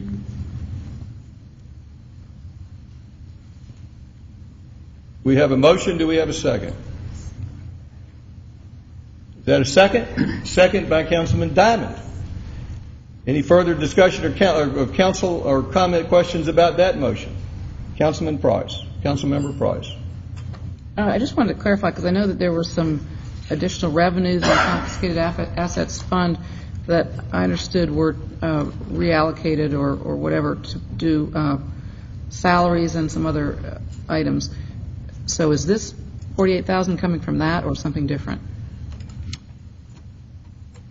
It's coming from the revenue in the confiscated assets fund, and this is the expenditure. The confiscated assets item was a previous action that we took for a budget amendment. But there is fund balance or reserves in the confiscated asset fund to support this expenditure. It was requested through the regular capital budget, and it is a candidate that source of funds can be used to fund this as opposed to the general fund. Okay, I believe that's an issue that's coming up tonight on tonight's budget, on tonight's agenda, the 32,000. So I'm just trying to figure out, are these are separate pots of money? Yeah. All right. Yes, Councilmember DiPolito. Thank you, Mr. Mayor. Just a related question. The in-car video replacement program, is it possible to fund that out of confiscated assets? It would be legally possible, yes. Is there a reason why we're not pursuing it from that avenue? No reason I can think of, sir. Any other questions or comments on that motion? Does anyone in the audience have any comments on that motion? Questions or comments on the motion? Any further discussion by council? All in favor of the motion, raise their hands. Passes unanimously. The next motion is to move to amend the Mayor's FY11 budget as presented to include group benefits fund add delete list as presented tonight in a total amount of $104,112 in changes for a total of $6,752,407. That's a motion. Do we have a second? Second. Second by Councilmember Price. Any further discussion by council? Anyone in the audience have any questions or comments regarding that motion? All in favor of the motion, raise their hands. Passes unanimously. And next, I will move to approve the Mayor's FY11 budget with the amendments as passed tonight. We have a motion, and Mr. Davidson, if you would summarize each of those amendments. The first amendment is to approve the 16 items on the add delete list for the general fund. The second item is to approve the addition in the confiscated assets fund. And the third is the 2 additions in the group benefit funds to be added. Did we get a second on that motion? Yes. We have a motion and a second. Does anyone in the audience have any questions or comments?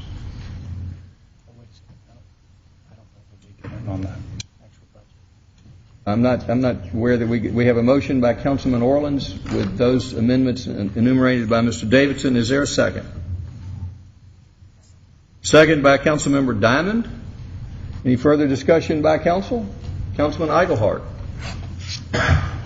Well, as I've said for numerous years, I actually agree with the initial comments that were made by the mayor on our spending. I've advocated reducing expenditures for a long time, and we actually have to a certain extent. I unfortunately don't agree with anything else the mayor said after that first point, but I think we do need to continue to work on this, and in this one instance, there are a lot of things happening. We're going to discuss some of those in a little bit, that I think this is the start of reductions, further reductions and reorganizations and the way that we spend money. So I don't look at this as the end point, but rather the start of that, and I think we will see within the next 12 months, certainly before the next budget period, that some substantial reductions are realized. Again, I'm extremely concerned about saying that we're going to use reserves just for the economic development plan, but I think ultimately that we will not. But I'm willing to move forward as we are on this right now. So I will support this budget at this time. We have a motion and a second. Further discussion by council before we open it up for public comment. Councilmember Diamond.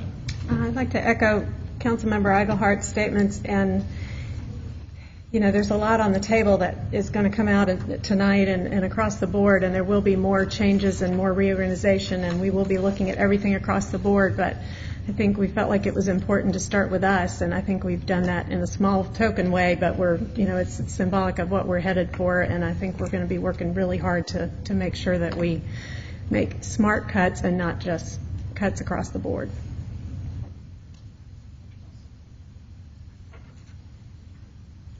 Further discussion? Councilmember Price.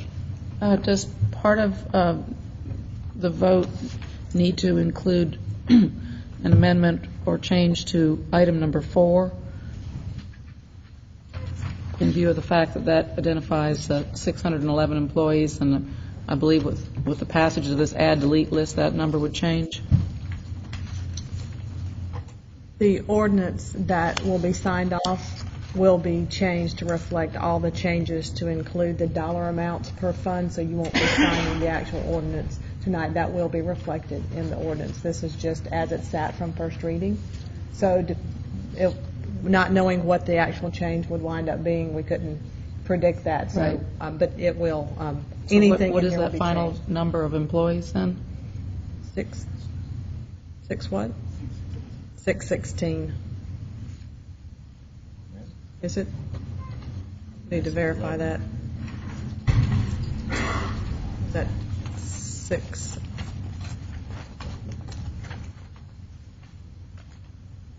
Yes, 616. 615 and a half. 611. No, because that was the proposed. That was the original proposed. Yeah, right. Okay. So it's like 3 minus. The proposed budget has 611. We're adding back 6 in ComDev, and we're removing 1 in fire. That brings us back to 616. The net add tonight is 5.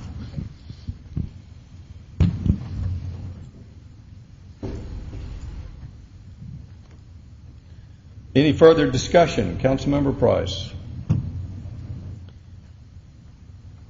I feel I need to make a comment on the attempted reduction in force, which, with the reduction of the 4 employees in community development, and I know that's not easy as liaison to that department or in anybody who's supervising or trying to organize a workforce.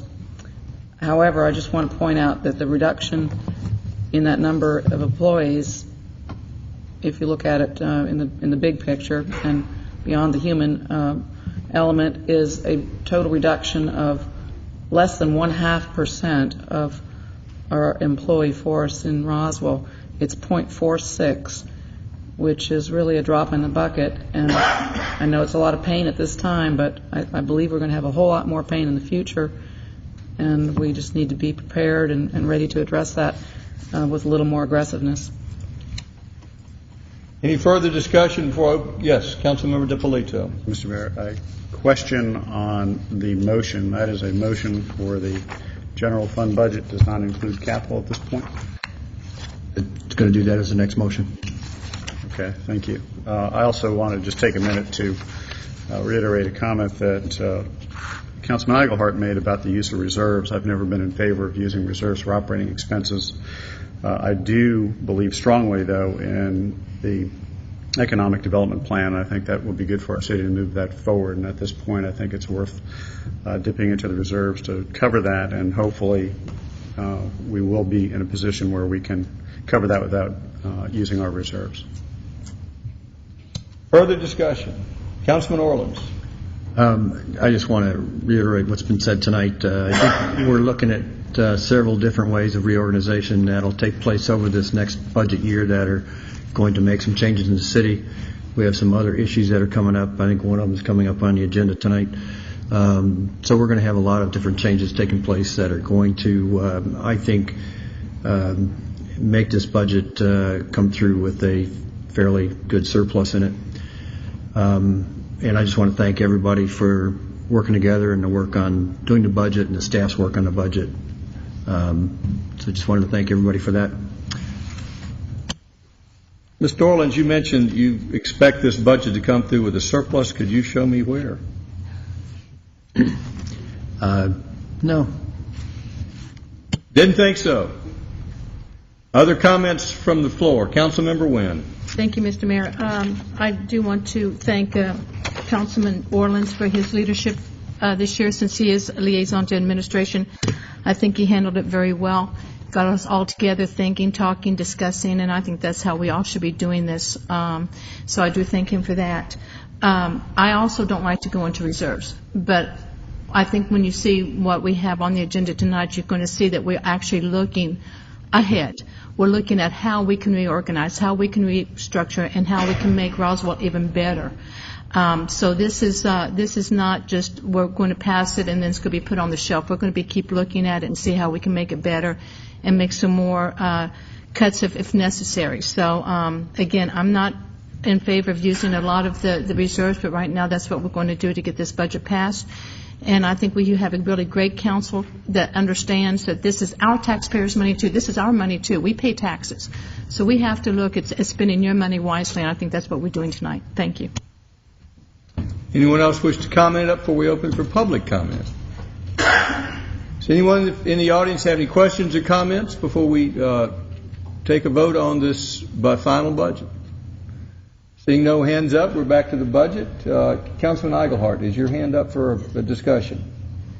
Yes, sir. Yes, sir. I'll call upon you then. Thank you, sir. I want to echo what Councilwoman Price said in terms of dealing with our actual employees, and for those who will lose their jobs based on their decisions tonight, we clearly do not take those lightly, and we, at least certainly for me personally, have struggled with that and understand the impacts it will have on individual lives. Last year I proposed furloughs, and then my wife is a school teacher, and throughout this year we've been impacted by that directly, so I fully understand that. But we do appreciate the work that those folks have done. It in no way reflects on the work that they have done.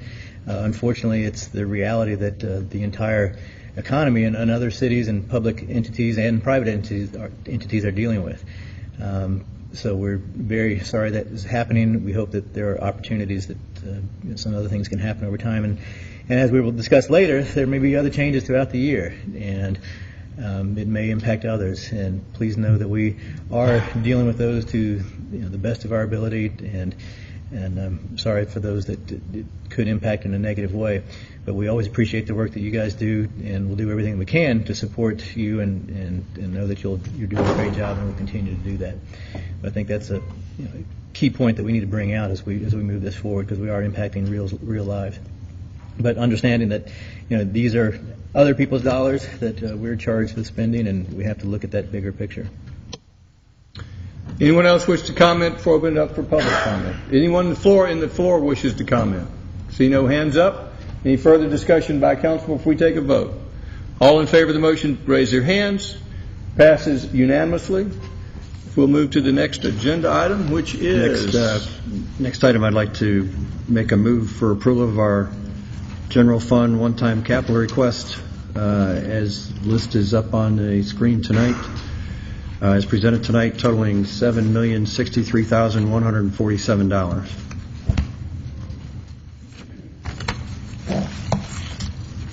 We have a motion to approve that. Have we seen this before, or is this the first time we've seen this? No, this is sent out last week. Was there a reason we waited until the last meeting to disclose this to the public? Just, I think our whole budget process of a lot of meetings that we had, and digesting the information and looking at the entire capital improvement budget request, which was much higher. I don't have that figure with me, and coming down to the priorities of what we needed to move forward. Again, one example is repaving our city streets, which is left out of the operations budget. So these items are all coming together in this capital funds project or budget, including our financial management system, our ERP system, which we've been working on for a couple of years now, that we're finally going to be bidding out and hopefully implementing in the next many months. Now, it's my understanding, is it fair to say that you've discussed this with all the council members? Yes, sir. Is it fair to say this is the first time it has been discussed in an open meeting? No, it's been discussed before what item on this list was discussed in an open meeting? In a much larger set of items, it's been discussed before. At what meeting did... This is reducing it down to this number of items. At what meeting did council discuss the merits of these particular items? Because I don't recall that meeting, Councilman. Well, okay, here we go. ERP, we've discussed I don't know how many different times in different meetings over the last 3 years of where we were going with it and the support of implementing it. The Did we ADA discuss compliance, it in the budget? excuse me, sir, the ADA compliance city buildings has been in several years, and we're trying to upgrade all the city facilities to cover ADA. The stormwater management, there's 3 projects in there for that, which has been discussed at other times in other ways of doing it. The historic homes, we've talked about the issues there, the backflow preventers, the things that need to be done for the historic homes, the wood chipper to save money for Parks and Rec, the ATM Sandy Springs to Forsyth County line, which we've already committed to, so we need to finish up the funding on that. The transportation issues that have been talked about at several different work sessions and prioritized, the citywide resurfacing program, and the asphalt zipper, which will save transportation money as well. So, yes, they've all been discussed multiple times, I would suggest. Councilman Owens, my recollection is staff made these recommendations. There were no specific questions about these. There was no discussion about the council of which to include on this. So it's fair to say the decision of what to include and not include on this was not discussed specifically in open meeting, but privately among the different council members. It was discussed in multiple meetings. Was it also discussed privately with council meetings to come up with this list? I asked for council to give me their priorities. So that would be a yes. Not a discussion, no. So there was no. You asked for priorities, and you didn't. There was no discussion at all. Is that what you're going to try to convince me of? There were words exchanged, yes, but not a discussion in the way that you're trying to suggest. So words were exchanged, but it wasn't discussion, not in an open meeting. Chair, we've got a motion on the floor. Well, I think your answer is yes. After we had all the budget hearings before, without an open discussion of these at the budget hearings and at the previous council meetings, you and the council members discussed coming up with the add-delete list for this and the other items outside of a regular open meeting. That's an accurate statement, isn't it? I wasn't listening to your statement, so I'm not sure. I think the answer is yes. That's your answer, sir. That's the only answer I've gotten, Councilman Orleans. I haven't gotten any other answers. Words were exchanged, but it wasn't discussed. The point is, there's a motion on the floor. I understand. You can speak for it or against it. You can speak for or against it by point by point. You were given this list a week ago. I haven't heard anything from you. So, I believe I was given this list the latter part of last week. That wasn't a week ago. And there was no discussion with me. It was simply a list submitted. And there's been multiple discussions on it. I'm certain there were multiple discussions. So which ones are you not in favor? Which ones are you not in favor of? I'm asking about the process that we reached here. Which ones are you not in favor of? I have no objections to the council. I have objections to the process which the council has taken. I think it's inappropriate for the bulk of these discussions to be done offline, not in a public hearing. I think it's unseemly. To use your points, I think your point would be that the discussion is not going the way you wanted. You didn't want this done tonight, so I think that's what the bottom line is. I have no objection to this list. I have objection to the process. We've done this in the past where the capital budget is done at the same time as the general fund budget.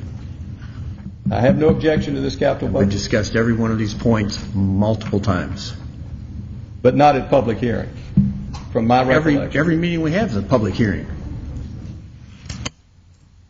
Every meeting of the council, not every discussion among the council members. Every meeting of the council and every work session is a public hearing. That's accurate. We've discussed these multiple times.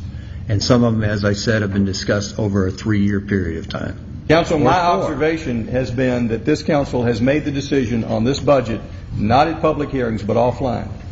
And I understand that public hearing. That by avoiding a more than a meeting of 3 people, you can do that, but I still think it's inappropriate. As I said, there was not a discussion in the way you are insinuating there was a discussion. Councilmember Price. As a first-timer to the budget process, I'll have to admit the whole process has seemed flawed to me, but I think it's partly because by law we're not allowed to get together more than 3 at a time. So unfortunately, alliances sometimes form or discussions occur between 2 people, and then somebody else has to talk to somebody else, et cetera, et cetera, et cetera. So it is an almost unworkable process by law, and I think that's why we've arrived to where we are right now. And I wish we could figure out a better way to do it. But I don't think any of this is a surprise. The only surprise might be that we're taking action on this at this time. And if I had one comment about one line item, or were we going to go by line item, or what is your... If you have any questions about any specific line items, feel free to ask them. Well, I'm a little concerned about the very first one, the ERP, because I had heard of a figure much lower than that, about half that, and that would concern me that it is of the value that it is. Councilmember Wynn. Thank you, Mr. Mayor. At the beginning, we get 2 budgets. We get the staff's budget, we get the mayor's budget. In staff's budget, it's usually a one-time capital. In the mayor's budget, it's unfunded general fund one-time capital. Just looks like this. And the mayor tells us, you pick out the ones that you think that you can get past. And that's what we did. So this has been included in the budget documents from day one. And we're doing exactly what the mayor tells us to do on the capital budget. He did it last year, and that's his prerogative. Takes out all one-time capital, and us as liaisons has to decide which ones that we really need to put in for our department. That's what we did. And I agree with Councilmember Price. Yes, we cannot meet more than 3 at a time. So I think Councilman Orleans did the best he could. So this is not a surprise. What we did, we took it down from probably 30 or 35 items down to about 20. And so what you're seeing up here is what we have talked about, what we thought that we needed to get by this year for our departments. So to me, it's not a surprise. We had a work session on all of the one-time capitals on the CIP. So we did have a work session. We have talked about this in public.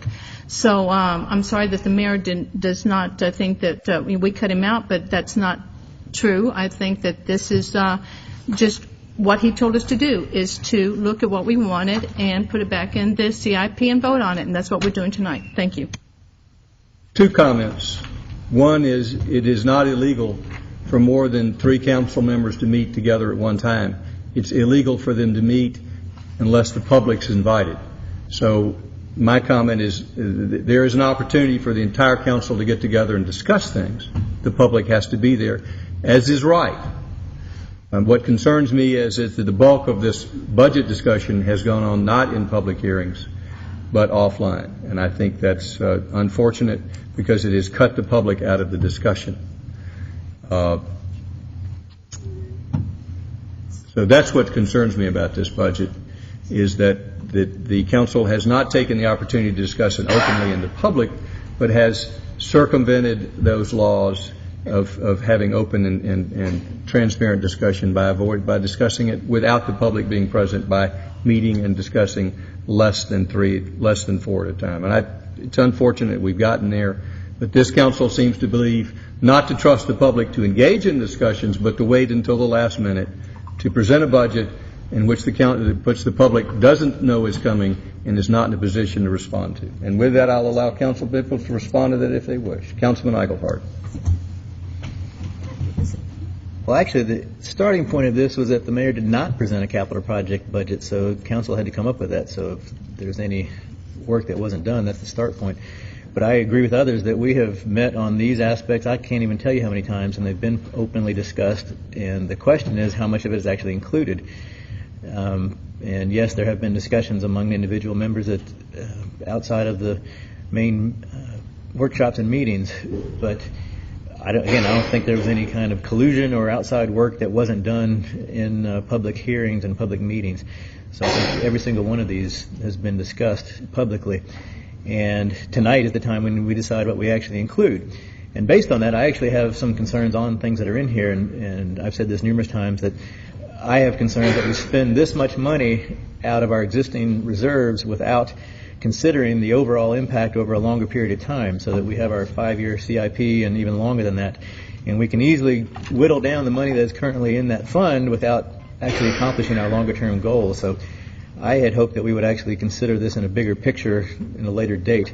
I do have concerns about the ERP as well, that will it actually be that much. I would not support this level at this time, but we've all said I think we will spend what we need to make the system work. As we saw, although it's not directly related ERP to the computer that didn't work earlier, there are many other things across the spectrum that are problems that don't allow us to operate efficiently.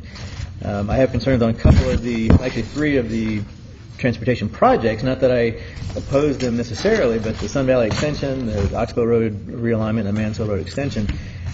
We have a whole host of things that are high priorities, not only in transportation but other departments, and I'm concerned that these 3 happen to have bubbled up at this time. They may or may not be the things we actually need to spend that money on. So I have concerns on those. Obviously, citywide resurfacing we have to do, and there are other things here, stormwater management we have to do. So we are taking the responsibility that was abdicated by the mayor in terms of capital projects. However, saying all that, we're going to consider this as a group, and I can't support the overall number here based on some of the projects in here.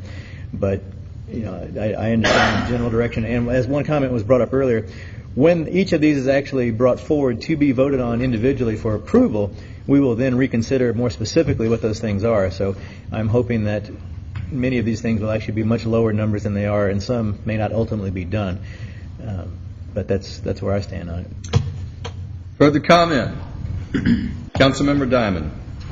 I'd reiterate that we have met on a number of these in the public forum. I can remember specifically asking about the historic homes. At one of these plans, there was a plan to put a sidewalk in as opposed to ahead of a support system at Smith Plantation. We discussed that in the open meeting, and it was determined that they would switch to the supports ahead of the sidewalks this coming year.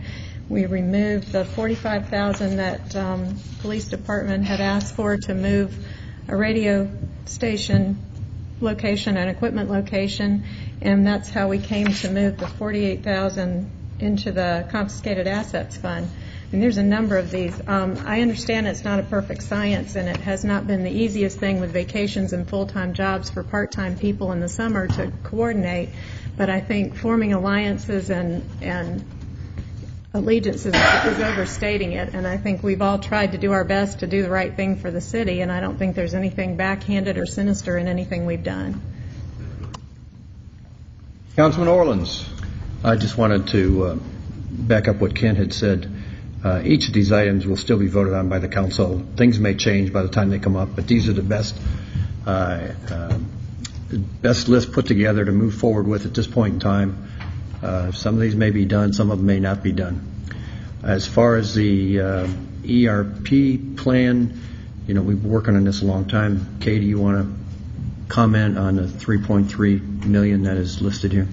Yes, and Michael, if you can make your way up to provide some additional information. There has been some discussion over the years and some concern about that we did not have a specific number, and we have, back when I came to the city in 2003, what seems like 103 years ago now, there had been a study by the GFOA regarding the amount of money that we might need for such a project, and that number has been revised, and these are people that are experts in the field and do this, and the number is about $5 million. When we engaged Plant Moran to do the overall project management and assist us with this endeavor, they relooked the number. It still was about $5 million. We went back last week to them and the week before and fine-tuned it and reduced the 3.5 request down to 3.2. All that being said, we don't know what the number exactly is. That's our best guess based on the current legacy systems that we have in place, the analysis that has been done regarding required integration, required replacement. We are almost ready to go out on the street with the RFP. When it comes back, We certainly will have a much better idea about the proposed cost for it. There are some items in there that we can negotiate, such as integration or data conversion. The basic cost of the modules are what they are for the systems that we need to put in place to become more efficient in the way that we deliver services and the way we support the transactions of a $100 million budget for the City of Roswell as a whole. There has been discussion about what if we only funded a portion of it. There's a number been thrown out, $1.7 million. My comment to that was we're going to work within the budget you give us. However, when vendors go out and take a look at the money appropriated for a budget, that could preclude some of the larger vendors from proposing. When we get the dollar amount, if it comes back 4.8, we would be back to the council for additional funding. My concern is that if there is support for it, this is funding coming from reserves. There are other opportunities. We could finance the system. I don't think that that's fiscally prudent for us, but being on a pay-as-you-go basis, we're going to come back to you anyway for it. Our thought was that if we're committed to it, then let's fund the money in this budget, and should it not be that dollar amount, then certainly that money would not be utilized and go back into reserves. And as been pointed out, we have to come back to you anyway for the final approval. So this is just allocating the funding in support of moving forward with the project as a whole. Michael, you have a few slides regarding the funding level and then some examples of efficiencies. I Go do. over those quickly. I can start those fairly quickly. Back in May and November of 2008, Councilman Orleans was talking about the beginning of this project, and it was actually somewhat before that, but there was a budget work session, a budget hearing in a council work session. At that time, the estimate was about $4.95 million for this project. We have looked at that since then. It's been as high as 5.1, which is a very small amount of change over this total project. Right now, our total that we're looking at is about $4.9 million, and looking at 3.3 for this budget. This is a little bit of a breakdown. What makes it somewhat different is the fact that we're not just doing a general financial enterprise resource planning project. We're also looking at public work or public safety. We're also looking at the ticketing services that we have within the city. We're looking at court management. So there are other things involved, along with some hardware that we will need in our infrastructure, along with the integration of tying all this together where it will talk. So if I'm just going out and buying a software package, that's one thing, but we've got to be able to run it and manage it. We've got to get the data into that system with the data conversion. So ultimately right now we're back at 4.98 million, which is very close to where we've been since the inception of talking about the numbers back in 2008. Just to let you know some of the information that we have looked at, there's a couple of cities that have given some information. This one happens to be in Massachusetts. They went out and did procurement system. They combined their databases with the integration, and they looked at their permits with business and license modules. And the quote from them was, by investing in our Munis system and using its flexibility to develop new processes, the city saved and earned an estimated $300,000 during 2008. They implemented in 2007. So that was the first year that this city was able to save. Palm Beach Gardens, Florida, basically looked at nothing more than code enforcement, document tracking, and case management. They said within 3 months, with the 3 months that was left in 08 and 09, they have estimated additional revenues of $188,000. They started with revenues of less than $10,000. What we're talking about here is being able to manage our business processes. So I don't think that there's really a lot of question from anybody on the council. If there is, I'll be glad to talk about it, about how we're going to use it, what we're going to do with it. But I know there's been a lot of questions about savings and about cost. The cost, I think we've gotten down to a pretty good number. The savings, I can give you examples until I can find out what it is that we'll be looking at and what we'll actually be purchasing. Fulton County School Systems, just to let you know, went through their ERP. What they did was got rid of a lot of legacy systems, about 10 legacy systems, standalone proprietary systems that they had within their school system. Since they've done that, they have identified over $4 million in cost savings. Now, I realize their budget's like $1.3 billion, but at the same token, they realized savings immediately by doing best practices and combining and integrating their systems so they could work together. The last number that I can show you is from a survey that was done by a company that looks at these ERP packages. It was a survey that was answered by 1,600 different entities, which in my opinion is a pretty decent-sized survey. What they found was that on all these people that responded, their payback with their system was anywhere from 2 to 6 years. If I take a 4-year payback at $4.9 million, I can give you at least an estimate of about $1.2 million savings per year. Now, I'll go back to the question a little while ago, where am I going to get that from? I can't tell you that either right now. But I can tell you, based on the statistics and the information that we've seen and that what I've been able to find, there is significant savings with ERP. So it does cost up front.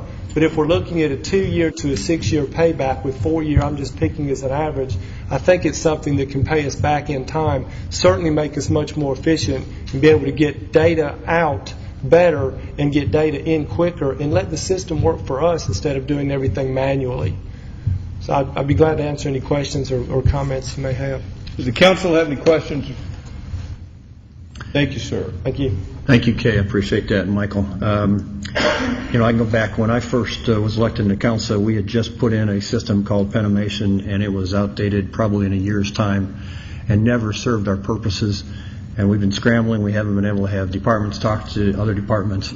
So we're trying to do it right this time. We're trying to put in a system that will benefit the city for a long time coming and will benefit the entire city and all the departments to work together and save us some efficiencies.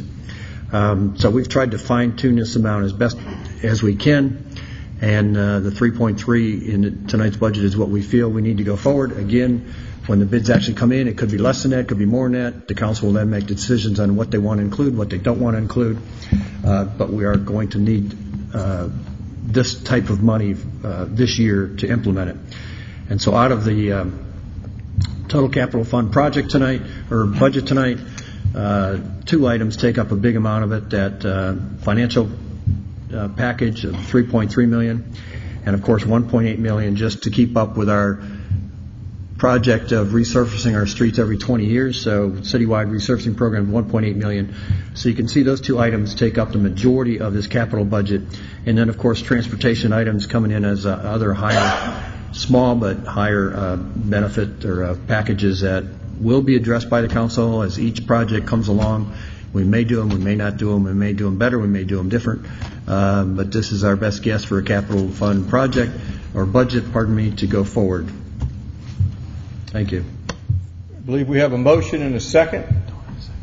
We don't have a second. We have a motion. Do we have a second? Second. Second by Councilmember Wynn. We've had a discussion of this already, so I'll open it up for any public comment. Anyone in the public wish to comment or have any questions about the capital improvements budget? Councilmember DiPolito. Thank you, Mr. Mayor. I assume there was no public comment, so I will go ahead. Yes, sir. So we're back to you. Thank you. Like some of my colleagues, I've had a lot of heartburn over the $3.3 million for the ERP, but really, to me, it's about return on investment, and I hadn't seen those numbers until tonight, so that was refreshing to see that hopefully we'll have a 4 to 5 year payback. I know we've talked kind of in general terms, but it gives me a much better comfort level that that's what we're looking at. And I think based on what we've seen here tonight, I can be comfortable with that. My caveat, though, is I definitely need to see the numbers when this comes back to us, and I want it proven to us that if we're spending $5 million, that there's going to be a huge return on investment for our citizens. So I look forward to seeing those when we put this package together. Now, we have a motion and a second to approve the entire budget. If any council members wish to remove an item, they can make a motion to approve. Otherwise, we'll be voting on this. Make a motion to approve, to take off a specific item. Otherwise, we're going to be voting on the motion as a whole, all the items up or down. So if any council member wishes to address any specific items, you can make a motion to delete if you wish. If you don't make the motion to delete, we're voting on the whole thing. Councilmember Eichelhardt. Given that, I don't know that there will be any success here, but I will at least make the motions to remove the Northeast Connector Phase 1 Sun Valley Extension. It's a motion to approve, that's a $300,000 item by Councilmember Eichelhardt. Is there a second? Motion fails for lack of a second. Then one more for the $450,000 for the Oxbow Road realignment. We have a motion to remove the Oxbow alignment, $450,000 by Councilman Eichelhardt. Is there a second? Motion fails for lack of a second. Third one for the $50,000 for the Mansell Road extension. Motion to remove the $50,000 by Councilman Eichelhardt for the Mansell Road extension. Is there a second? Motion fails for lack of a second. And then finally, the ERP to actually reduce that from 3.3 to 1.7 million. Motion to reduce that from 3.3 to 1.7 by Councilmember Eichelhardt. Is there a second? Second by Councilmember Price. At this time, we'll have discussion of that item. And if we could hear from first from the proponents, Councilmember Eichelhardt or Councilmember Price. Honestly, I don't think any of us know this number. But in some discussions I've had with folks that are in the industry, not so much on the public side, but certainly on the private, have felt like that $5 million is a much higher number than needed. And my concern is, well, first, I think ultimately we would support whatever dollar figure is needed, but my concern is when you put out an RFP and there's a budget number out there, it's amazing how that number often comes to whatever that budget item is. So I just feel like we should start at a lower ballpark. Anything to add to that, Councilmember Price? Not really. I just think we could maybe initiate the process with a lower dollar amount. Any comment from other council members? Councilmember Diamond. I think at this point it's kind of a semantic argument. As long as we're willing to go forward, I think even staff was comfortable with us picking a number and giving the notion that we are behind this project and we'll evaluate whatever the number comes back. Councilmember Orleans. Again, I don't want to go over what we just presented, but we tried to fine-tune as best we could, and the last meeting we had with the consultants was just last Wednesday, which is where we came to the final determination. So we did back off a little bit, but this is the best estimate that we've got going forward. And I think we'll need the money, but again, it will or will not come out of reserves as we need it. So hopefully we can keep the $3.3 million. Further discussion by council. Does anyone in the audience have any comment? Any further discussion before we take a vote? We have a motion and a second. Motion by Councilman Eichelhardt, second by Price to reduce that number from $3,300,000 to $1.7 million. All in favor of the motion, raise their hands. That's Price and Eichelhardt. All opposed? Orleans, Wynn, DiPolito, and Diamond. That motion fails. Any additional motions as to the council add delete for capital projects? All right. Any further discussion by council before we take or any other additional motions before we take a vote? Councilmember Price. Well, given that this is coming from reserves, it would seem more reasonable to me that we just address these things one at a time, which apparently we have to do anyway. So I'm not sure why we're voting on it at all at this point. We have a motion and a second, which is why we're voting. Well, I understand we have to vote on it, but I'm saying approve it at this time. Well, we have a motion and a second. I understand your reservations. Any further discussion on the motion and the second to approve the council add delete totaling $7,063,147? All in favor of the motion, raise their hands. That's Councilmember Orland, Wynn, DiPolito, and Diamond. All opposed. Councilmember Price and Councilmember Eichelhardt. Carries 4-2.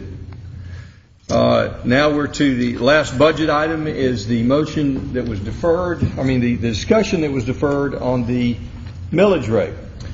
And I move for approval of the millage rate of 5.455 mils for the FY 2011 budget. This is the second reading. Motion by Councilman Eichelhardt to approve the second reading. Eichelhardt. Councilman Orleans is the second reading. I apologize. Councilman Orleans' motion. Is there a second? Second by Councilmember DiPolito. Further discussion by council. Anyone in the audience have any questions or comments? All in favor of the motion, raise their I hands. think we need the reading of the ordinance, do we not? We haven't read the ordinance? I read it previously. Okay, sorry, you did, before we deferred it. Sorry about that. Any further discussion before we take a vote? All in favor of the motion to approve the millage rate, raise their hands. Passes unanimously. We're going to take a 5-minute break. And we'll return to call the rest of the agenda. It's moving along. What for? 5-minute break. Everyone have their seat, please.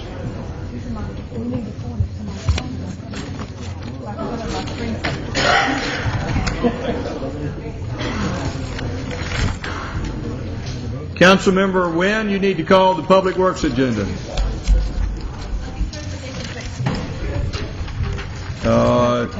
Transportation's up. I apologize. Councilmember DiPolito, if you'll call the transportation agenda. Right.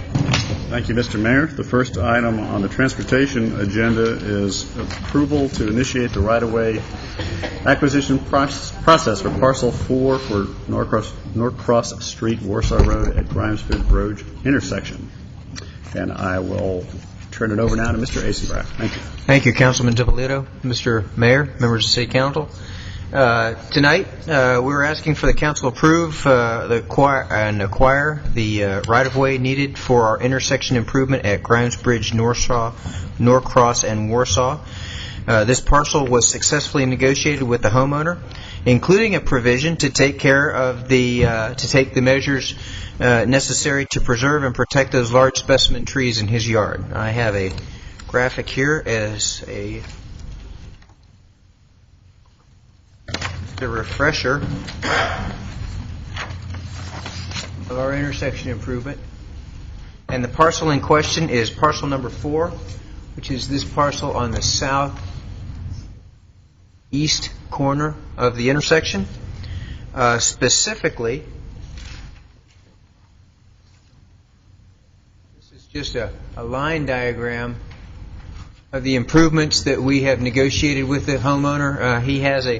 He currently has a driveway off of Melody Lane. Based on the configuration of the roundabout, we agreed to rebuild his driveway off of Warsaw. We're going to actually meander the driveway and give him a little bit more distance away, and we've modified the plans accordingly. We're going to keep the sidewalk there so he can check his mail. We further would like your approval tonight to move forward with the construction of this intersection. We're fully funded for the construction. We're seeking the council support to perform our advertising and hire a qualified contractor for this much-needed public improvement. And I stand ready to answer any of your questions. Does the council have any questions? Councilmember DiPolito.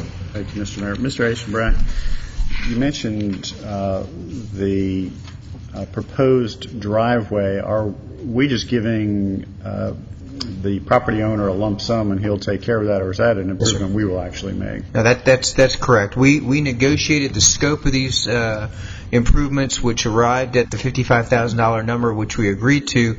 In our particular case, what we're going to do is create the curb cut here off of Warsaw, and then he will take the initiative to make those improvements.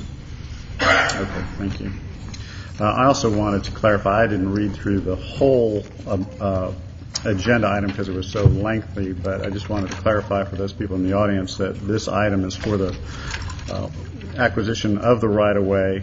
It's approval of the budget amendment authorizing the use of contingency funds for the project itself, and it's also approval for the city administrator to sign a construction contract. So we are approving this project essentially in totality. I believe there's a second item which will follow this for an additional right-of-way acquisition, but this would be for the entire project. Any other questions? Do we have a motion? I move to approve. Do we have a second? Second by Councilmember Wynn. Motion by Councilmember DiPolito. Does anyone in the audience have any questions or comments? Yes, come forward, please. If you'll give us your name and address, please, we'd appreciate it. Sue Dupart, 500 Shadowwood Court. I just want to confirm, this is the house with the specimen trees that you're buying? Okay. Will they go in front of Design and Review Board with their driveway?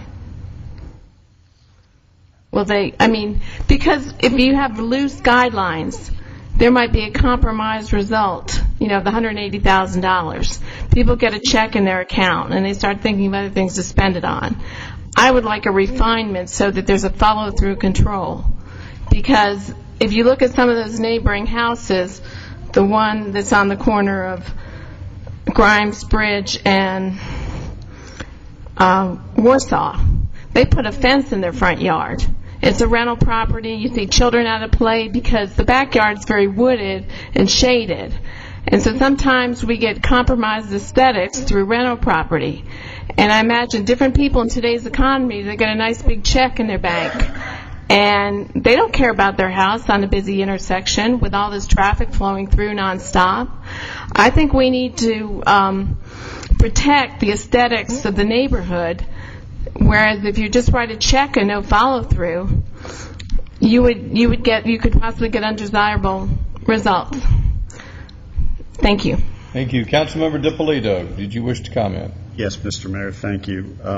First of all, the 180 is for the second item, so I just wanted to clarify that. This was for $55,000.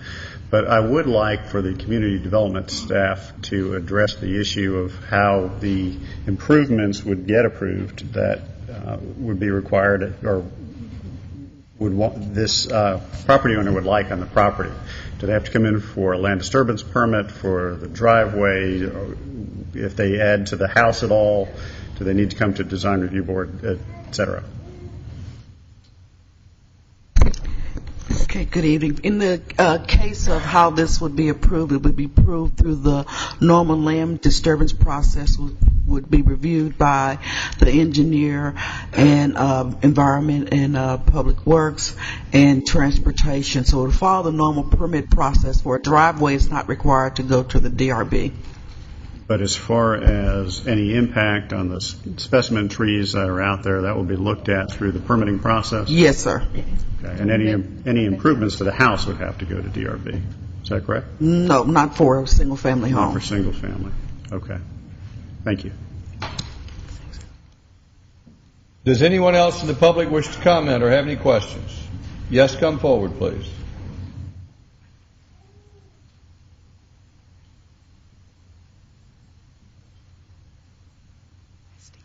Ann Watson. I live at 990 Melody Lane. Since you're talking about approving this in its totality, then I'm looking at this purchase of the property at Grimes Bridge Road, 1030 Grimes Bridge Road, and that the city would literally be purchasing that piece of property. What will happen to that house and that piece of property after the city? Is that going to be part of the concrete circle? Mr. Asenbrack, can you answer that question, please? That's actually the next agenda item, and we are leaving the house exactly the way it is. We are going to make a minor improvement to add some a fence. We're going to extend their berm and add a privacy fence here, and we're also going to hook them up to the sanitary sewer system. But the house is going to remain exactly the way it is. But you're purchasing it from the current owner, Mr. Smith. Correct. So they will move out. Will that then become a rental property? No, they're going to stay there. Interesting. For as long as they like. They're going to rent it back. We're going to receive rent from them. I see. All right, thank you. Thank you. Does anyone else in the audience have any questions or comments? Yes, sir. Come forward, please.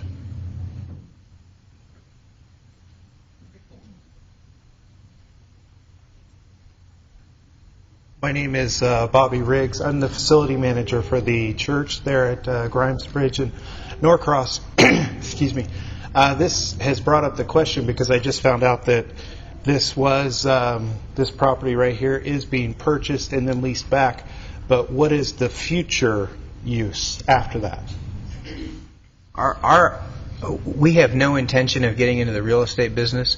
This is done for compassionate reasons. Whenever the Smiths decide to vacate that property, our current plan is to put it back on the market and sell it. Oh, okay. So it would be sold as a residential property? Okay. Anyone else have any questions or comments? Public hearing is closed. This time any further discussion by council? We have a motion and a second. Councilmember Diamond. This was probably my first issue when I started this job, and it's been one that's really pulled on me in both directions. I think there's been a lot of conversation back and forth by a lot of well-meaning, smart people on both sides. And I think I've been convinced that this is an improvement to the area and will be a benefit, but I do think we need to be conscious as we go forward, and I know transportation will. The fatigue in this neighborhood over having just gone through the bridge traffic and just gone through the construction that they've gone through, that we be extra careful in how we go at this process and our courtesy to the neighbors. That's my only comment. Thank you. Any further comment before we take a vote? Councilmember DiPolito. Thank you, Mr. Mayor. This project has raised a lot of concern in the neighborhood, and I hope to think that we have addressed a lot of those concerns, and I do believe that this will be a good project ultimately for the area, and I know there are people who are still concerned about that, and I don't want them to feel like they weren't heard, but because they definitely were, and we've done a lot of research on this and answered a lot of questions. We've gone and looked at roundabouts. We've talked to people at other municipalities and really have done our homework on this, and I do feel this is the best solution. And hopefully we'll be sitting here a year from now and we'll all be talking about what a success this is. Thank you. Any further discussion before we entertain a vote? All in favor of the motion, raise their hands. Passes unanimously. This time we'll call upon, we've got another item here. Follow up here. The next item is approval of a resolution to purchase the property located at 1030 Grimes Bridge Road as part of the Norcross Street Warsaw Road at Grimes Bridge Road intersection improvement project in an amount not to exceed $180,000. Mr. Eisenbach. I think I had some prepared remarks, but I think we pretty much covered them. We are acquiring this for compassionate reasons. The action represents the best interests of both the property owner and the city. Both parties entered into this agreement freely. It's an unusual action, but it is the best solution that we could agree to for the time, and we're fully funded for this action. And again, I stand ready to answer any questions you may have. Does the council have any questions for Mr. Eisenbach? Do we have a motion? I'd like to make a motion. First, I would like to say that I do agree that this is extenuating circumstances. This is unusual for the city, but in light of certainly Mrs. Smith's age and wanted to be fair to her and make sure that she is taken care of. She's a longtime Roswell resident and just a wonderful person, so I'm glad we're able to do this for her. I move to approve. Motion for approval by Councilmember DiPolito. Is there a second? Second. Second by Councilmember Eigelhart. Any further discussion? Councilmember Orleans. Any further discussion? Councilmember Price. Mr. Eisenbach, just want to make sure something we had talked about earlier. Yes, ma'am. Putting in with respect to lack of or minimizing the stress on the inhabitant of the house, building the berm before some of the other activities would ensue. Is that still going to be possible? Yes, ma'am. That is the very first thing we're going to direct the contractor to do is basically support her wishes, create the privacy fence, and connect them to the sanitary sewer before they do any other land disturbance permits or land disturbance activities, rather. Great. Thank you. Yes, ma'am. Any further discussion? All in favor of the motion, raise their hands. Passes unanimously. This time we'll call upon Environmental Public Works Department Councilmember Becky Wynn. Thank you, Mr. Mayor. We have, I think, a couple of items. Mr. Mooring. Okay. The first item is approval for the mayor and/or city administrator to sign a contract amendment with Community Waste Services to exercise the remaining 2 12-month renewal periods for the city contract with CWS in return for its provision of residential recycling parts. Carson, before you start off, I want to wish Robert congratulations because he just got married and I think he just walked out. So, Robert. Yeah, I think it was. Didn't you just get married? Yes. Congratulations. Thank you. I was doing So I just wanted to say that. So anyway, go ahead, Mr. Mooring. Newlyweds are deaf to other ladies. So. Yes, ma'am. Thank you. Our contract for recycling and yard waste pickup has been with Community Waste Services for several years. Earlier this year, Charles Slade, the vice president of that firm, came to us with a proposal to provide enclosed, wheeled, recyclable containers, 65-gallon containers, that would be provided free to city residents in exchange for a contract amendment that would essentially lock in the remaining 2 one-year extensions for the term of that contract. That was presented at our last committee meeting and was moved to bring forward. One question raised during that meeting was the possibility of providing similar recycling containers for city parks. Subsequently, Mr. Slade and I met with Joe Glover, the Recreation and Parks Director, and Mr. Slade is going to give Rec and Parks Department about 35 containers that they have on hand, so they will be available immediately for the 4th of July ceremonies. And then they are a little bit smaller containers, but then they will also provide about 25 free containers so that however many Joe needs to buy, that will reduce his net cost. So that's been part of the arrangement for this. I'll be glad to take any questions, but we certainly recommend this approval for providing these cans to our residents. Does the council have any questions for Mr. Mooring?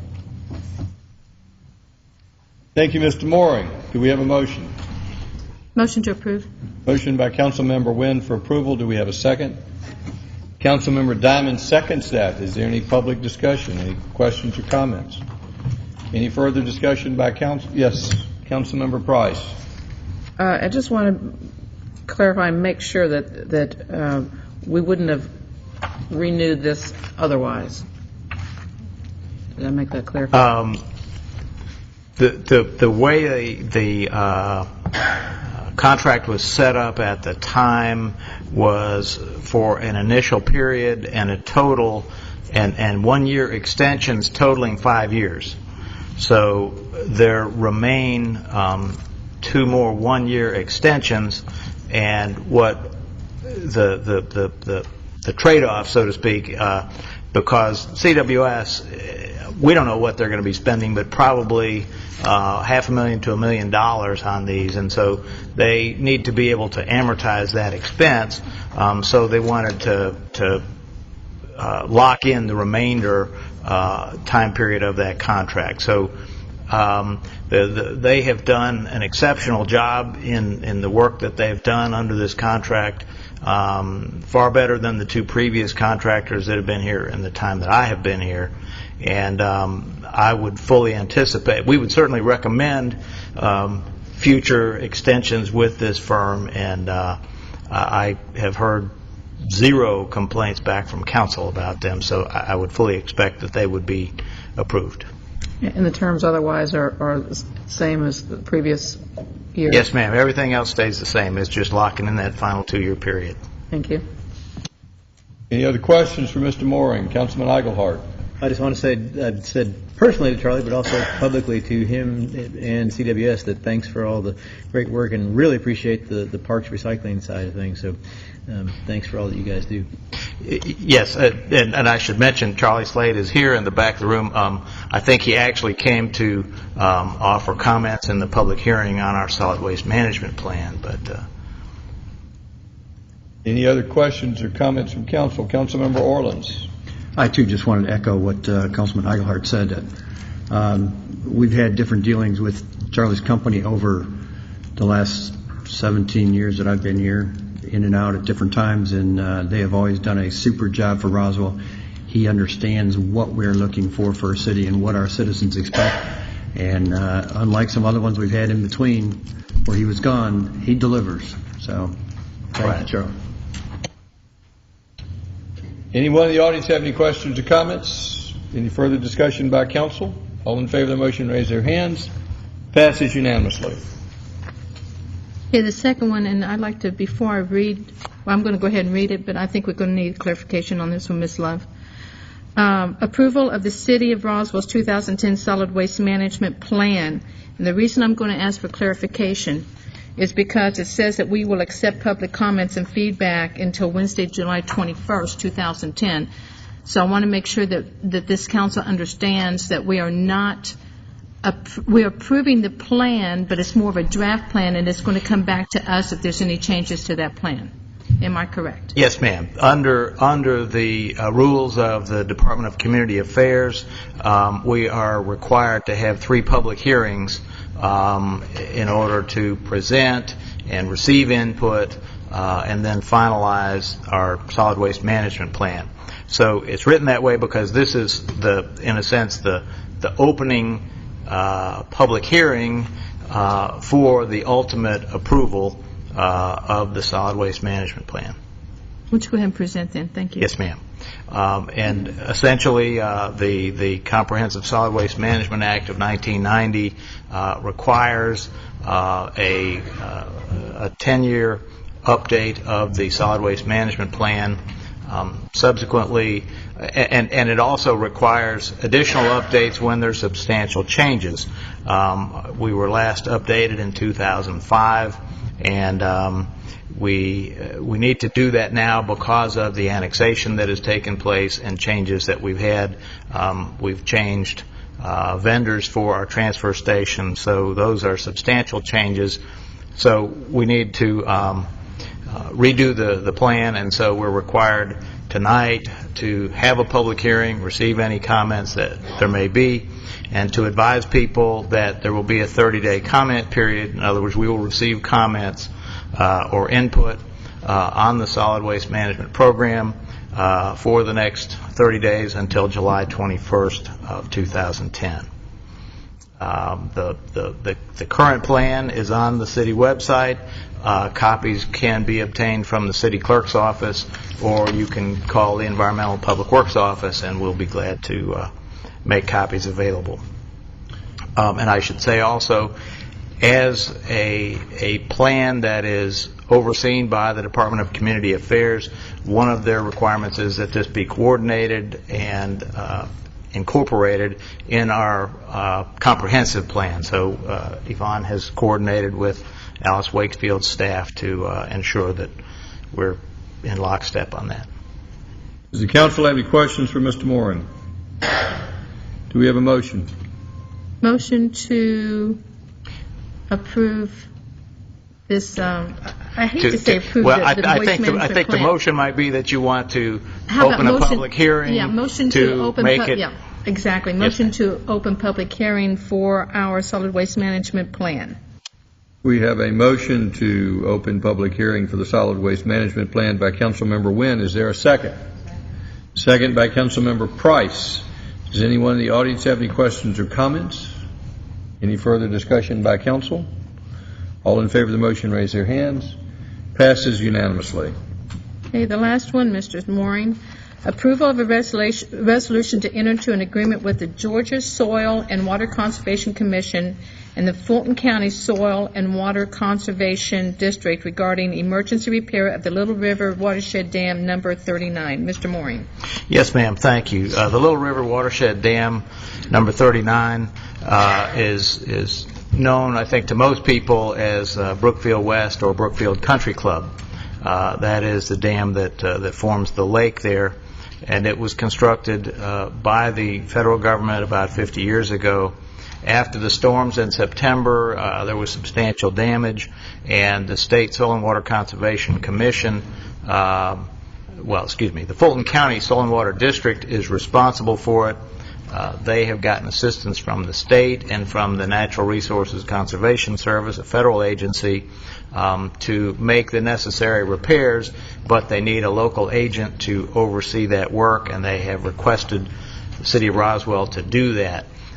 We have worked out terms with that. Our legal department has made very clear to them that we will accept no either short-term or long-term liability or responsibility for the dam, but that we do want to see the improvements made to benefit our citizens in Brookfield West. The estimated cost of repairs is $139,000 that will be paid from federal and state funds, and we will simply administer the contract. And we have worked out a number of arrangements with those agencies, and we recommend its approval. Do we have a motion? Motion to approve. Motion for approval by Councilmember Wynn. Is there a second? Second by Councilmember DiPolito. Does anyone in the audience have any questions or comments? Any further discussion by council? Is that discussion, Councilmember Wynn? Mr. Moore, and again, thank you. We just want to reiterate, this has no city monies whatsoever. We're just at staff time only. That's correct. So I just want to make that very clear. Yes, ma'am. Okay, thank you. Any additional discussion by council? All in favor of the motion, raise their hands. Mr. DiPolito, are you voting? That's unanimous. This time we'll call upon Administration and Finance Department Councilmember Jerry Orleans. Thank you. Since items 9 and 10 are going to have a little bit of conversation to them, and we still have several citizens that are sitting out here waiting for item 11, I would like to jump to item 11 on the agenda. This is for the approval of the mayor and our city administrator to sign a contract with the selected housing partners for the Neighborhood Stabilization Program grant in the amount of $678,042, and approval of budget amendment 7323S1-06-21-10 in the amount of $678,042, and I believe this item is going to be presented by Michael Fisher.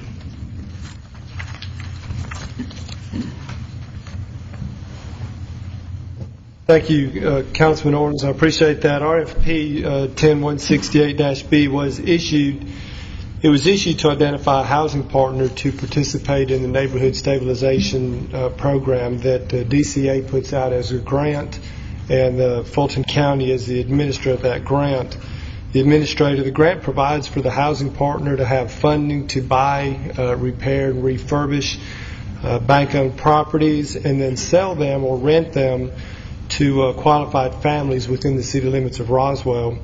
There were 4 housing partners that responded to the RFP, and North Georgia Community Housing Development, also known as Habitat for Humanity, was selected by the review committee with the highest overall combined scores.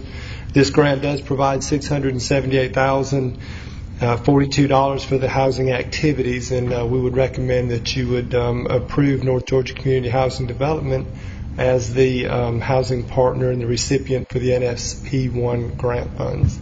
Does the council have any questions for Mr. Fisher? Yes, sir. Councilman Orleans. So the recommendation is the entire amount to go to Habitat for Humanity? Correct. And is this going to be used in the city of Roswell, or is it going to be used in North Fulton outside of the city of Roswell? No, sir. This is totally inside the city limits of Roswell. Because they haven't done any projects in the city limits for a while, so I was just curious. Right. That's the only thing. It's the only place they can use them is within the city limits. And do we have any information on how this came about, the decision, or who the other players were or anything? Yes, sir. There were Find a Way Home was one of the respondents. PSC and Urban Eco Group was another one. And APD Solutions was the fourth group that was listed. And was there any consideration of splitting these funds amongst one or two of them or three of them instead of all to one? There was some discussion on that. We have a couple of issues that we're up against. The number one thing is a tremendous time limit. Fulton County, for various reasons, has pushed to the very end of this project, and DCA is looking to get it done under very tight rein. August 20th, we have to have these funds obligated, and by September 5th, these properties all have to be under contract or we don't qualify for the program. If we talked about doing more than one group, but we've got to be able to focus very specifically on getting these projects done and getting them done very quickly. So one of the things we looked at was who could do it in that amount of time. In the responses that we got back, they actually had time deadlines, that they had a list of people that were qualified. They had a list of properties that they were working on, and we felt like instead of going out over two or three different entities, if we would do it all in one, we would be able to work much closer with them. The problem is if we have two groups, for instance, if one of them gets qualified and does what they're supposed to, but the other group doesn't, we still don't qualify for the program. We don't get partial funding. It's either all or nothing. So rather than having somebody have to rely on another group, we felt like it'd be best to go out with one. Hopefully next year we can get this thing done significantly earlier and we can work with more people. And you are assured that they have properties lined up in Roswell and can be closed upon them? Yes, sir. By the 15th? Yes, sir. It was stated that way, and we're actually having another meeting with them again tomorrow to go over it, but they know what the guidelines are. That's all the questions I have right now. Councilmember Wynn. Thank you, Mr. Mayor. Mr. Fisher, who has final say on the properties?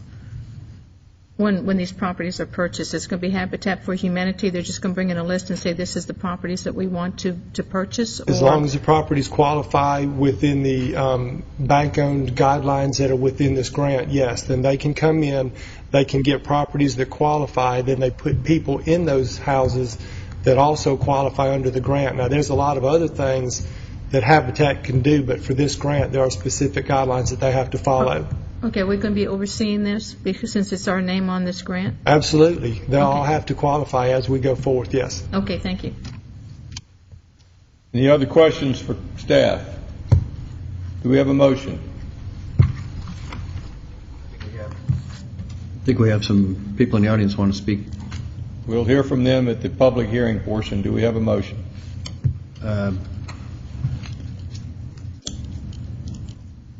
Move for approval. Motion for approval of this grant to Habitat by Councilmember Orleans. Is there a second?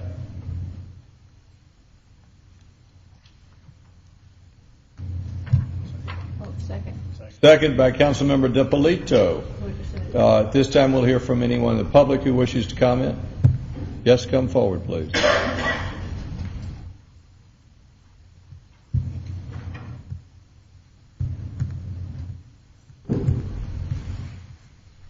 Good evening, Mayor and Council, and thank you for moving this up on the agenda for us.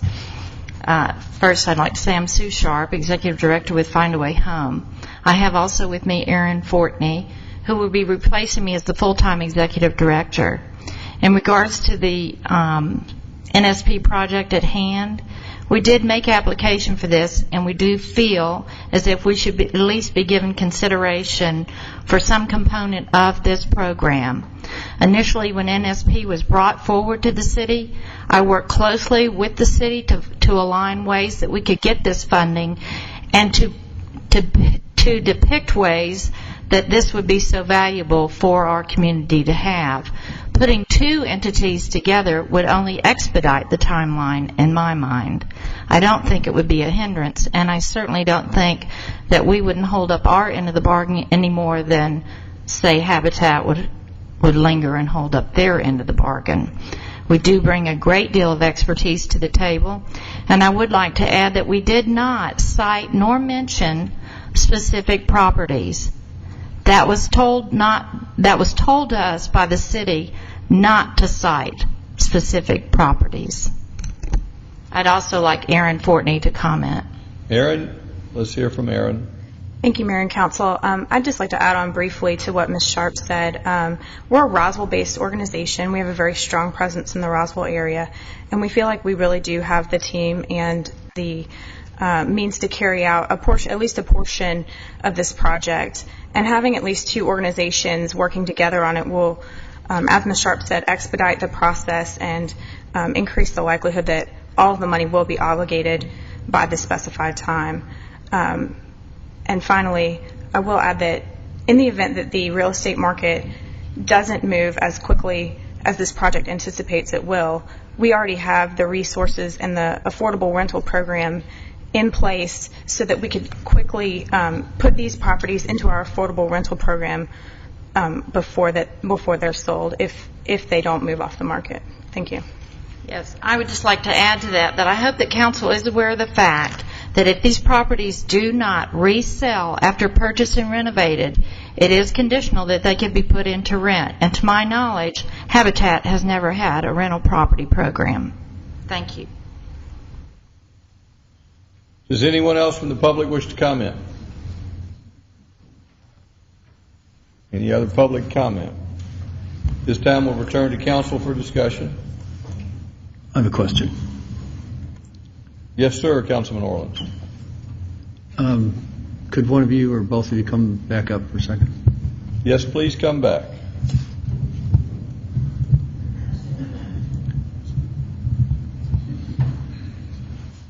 I guess answer the question of do you have properties that are lined up and properties that you could have purchased before September? When we were preparing our response to the RFP, we did some research in the specified area and identified a number of potential properties. We didn't include specific properties in our proposal because the foreclosures that are currently listed move at such a fast pace that we did not want to commit to purchasing a certain property and then once the notice to proceed was issued, have that property not be available at that time. But in answer my question, do you have properties identified and can you have some closed down by September? Yes. Thank you. Thank you. Does the council, any other council members have any questions for Homestretch? Councilmember DiPolito. Ms. Sharp, I thought I recalled about a year ago working on this with you when I was liaison to community development, and we had hoped at that point that the federal government would release these funds to the county and we'd have something fairly quickly. So I do recall that. So in that time, we really just identified, as you pointed out, just specific neighborhoods, but given the timing, we couldn't pinpoint the actual houses.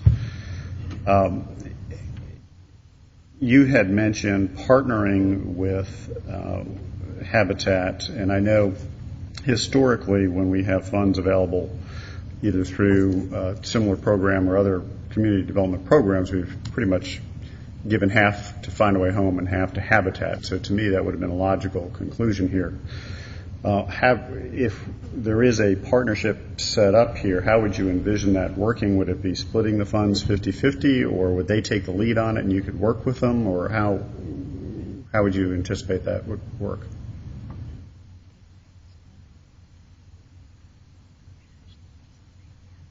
Yeah, we had initially thought because of the past history of so often when the home funds became available, we quite often, starting with Randy Redner and myself back in the days of Homestretch, we would split the funding for the feasibility of it, and I think in this case it would probably be more practical to do that as well.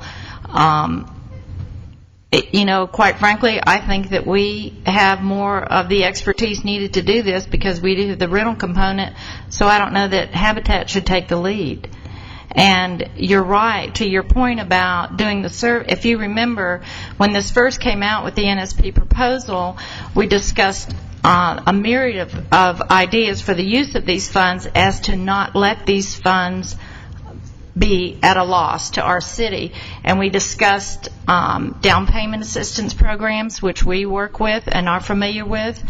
And at that time, in identifying properties, there had been done what was the first time ever that I had ever heard of, a windshield survey. If you remember, they said they drove by neighborhoods to identify properties with potential foreclosure, and we did a much more extensive, at that time, study on and could find concentrated areas here in Roswell and identified them for the projection of the need of this funding. We then encouraged the city to step forward and take and participate in this funding, as opposed to like Sandy Springs, which passed it up based on the fact that they felt they wouldn't have enough foreclosures. And as time proved on, we see what we have today. Thank you. Based on that, I would like to withdraw my second unless Councilman Orleans decides to modify his motion. Mr. Orleans. I was going to ask staff to reply before I amended my motion. So if you can reply to these thoughts, because in the past, historically, we have split these types of funds up between the two organizations, and I guess I was a little surprised we weren't this time. So, and I can appreciate that, and I understand the splitting up. By no means, I don't think that either one or the other could not do a good job. We just got the signed agreement back from Fulton County. Actually, it showed up in the mail over the weekend. So, in fact, we do finally have our signed agreement. Based on the fact of the monies are contingent upon everything being done and everything being done correctly, if in this case Habitat did not fulfill their requirements and Find a Way Home purchased homes, I don't get reimbursement for part of the home, so they would be out, just like if they didn't fulfill their area and Habitat did. Habitat wouldn't get reimbursed either. We didn't feel like it was fair this late in the game in putting on such a deadline to have one entity relying on another entity to get their stuff done. Is it possible, though, to split this into two separate grants? Absolutely it is. Absolutely. And have you all considered that as a possibility? We did. We talked about that. It's just that we came with the recommendation of doing one, but it doesn't have to be that way. Is there I know historically we've split these things up. There was a reason, or is it? This group was absolutely qualified both towards groups the top. qualified? Also. Yes, sir. So if would you have an objection if this council split it up, or a concern if this council split it into two separate grants? My only concern would be that somebody is having to rely on somebody else to get something done, and they're going to have money sitting out there that I cannot guarantee if somebody doesn't qualify. Explain to me why somebody has to rely upon somebody else. If we split the money 50-50 and Find a Way Home, if they meet all the qualifications and they go out and purchase a couple of houses, half of this money's worth of houses, and they meet all their obligations, but Habitat for Humanity runs into obstacles and they cannot get theirs completed, that means we don't qualify for the grant and DCA keeps the money. So it's all or nothing if you miss one point? Correct. If we don't qualify for the grant, we don't just get partial reimbursement. We either get reimbursed for our portion or we don't. Now let me just ask you a follow-up question. When you say we, you're talking about the City of Roswell. Is the city taking a risk here by accepting this grant, by saying we don't get reimbursed? Or is it the Habitat and Homestretch that took a risk? It's the housing partners that are putting the money up. They're to taking purchase the risk, them. not the city. Can we defer the vote on this? Because I haven't heard from the other organization. There's just not very much time. I didn't ask, when was our deadline? August 20th is when we have to have the money obligated. When is our deadline for this council to make a decision?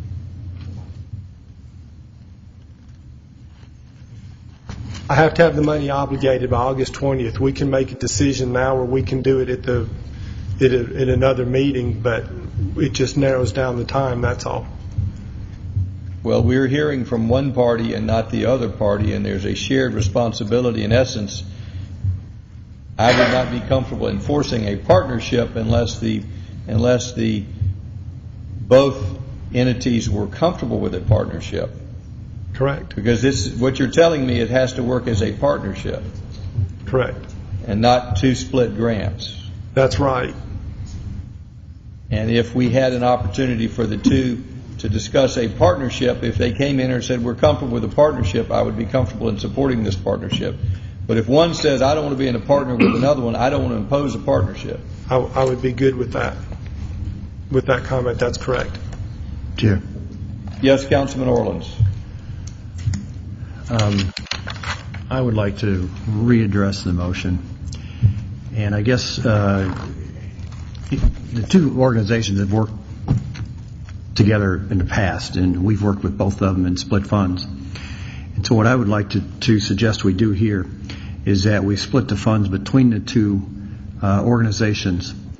And since this is kind of a unique situation that we could lose it all, perhaps staff can work with both organizations, and I guess if I was one of them, I would have my track going for the half of it, and then I would have a backup track to use all of it.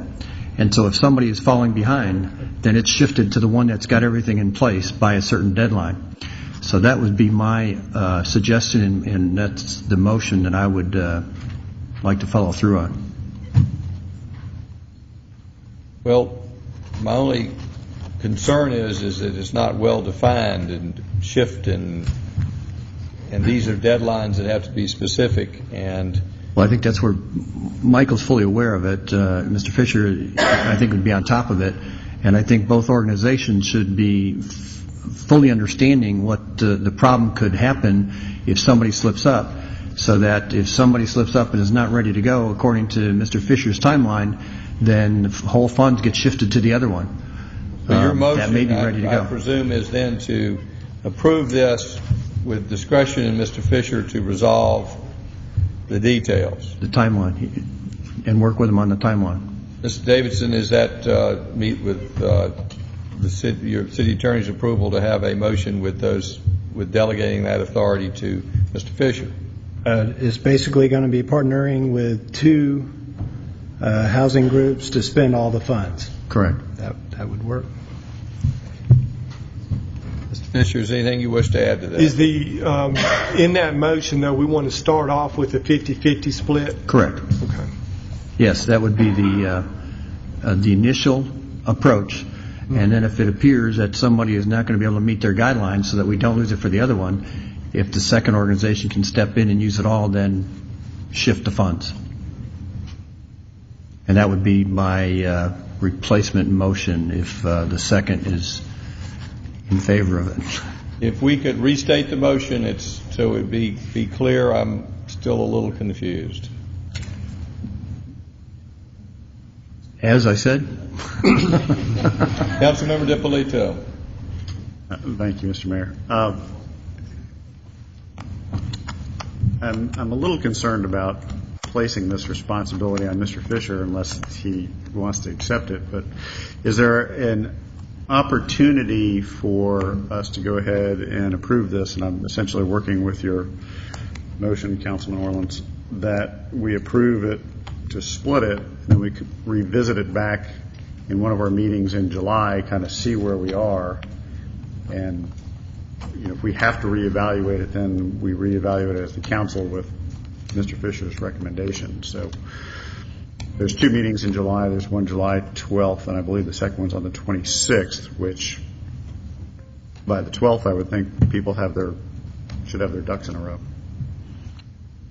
Well, is this a approval to split it 50-50? And to resolve the details later, is this a sort of a conditional approval that we could go back and withdraw approval from either side and not be 50-50? Yeah, I guess my suggestion is we split it 50-50, and then if we need to revisit it come the end of July, then we can award it to one side or the other if need be. You basically want it to come back to council, where I was trying to delegate that to Mr. Fisher to take care of, so it wouldn't have to come back to us. It still accomplishes what we're trying to do, I think. Pardon? It's just a lot of money. So Right. It accomplishes what we're trying to do, so I mean, I'm fine with that in the motion. Yeah, it would only need to come back if there's an issue, I guess, with the split. So we're conditionally approving it, withholding the right to change our minds. Is that my understanding? My suggestion was a 50-50 split. If there is an issue with it come July, and we're concerned about either party making the deadline, then staff has the opportunity to bring it back to us to award it to just one. So a review of 50-50 split with a review in July by council to see if everything's on track, and if not, make adjustments. To reallocate the percentage. Correct. Does that work, Mr. Davison? Yes. To put it in legal terms, it is not a final approval, it is a conditional approval. There you go. Right. Subject to, where both sides need to understand it's subject to being revoked. I don't want them to, either one to be surprised if this council changes its mind. Well, it's a final approval of working with both of them. Correct. And then the percentage of dollars may change. From 50% to 0. Correct. Correct. Okay. And then, and just as, and just as criteria, I mean, the criteria is strictly going to be based on these timelines and if they can be met in order to secure the money. I mean, that's what the criteria will be. It's not like we're just going to try to willy-nilly change our mind on it. Question, Mr. Mayor. Mr. Davidson, given the complexity and the willy-nilliness from time to time, could you restate the motion in a manner which we would all be comfortable with, and then see if Mr. Orleans approves your restatement? This would be an approval for the mayor and/or city administrator to sign a contract or contracts with Habitat for Humanity and Find a Way Home for the Neighborhood Stabilization Program grant in the amount of $678,042, and approval of the budget amendment with the understanding that the monies would be split 50-50 in the beginning, but it would be subject to review by council if it appears that the money will not be obligated in time per the grant requirements. Mr. Orleans, does that motion, that restatement meet your approval? Motion by Councilman Orleans is stated by our city attorney. Is there a second? Second by Councilmember DiPolito. Given a restated motion, is there any comment from the floor?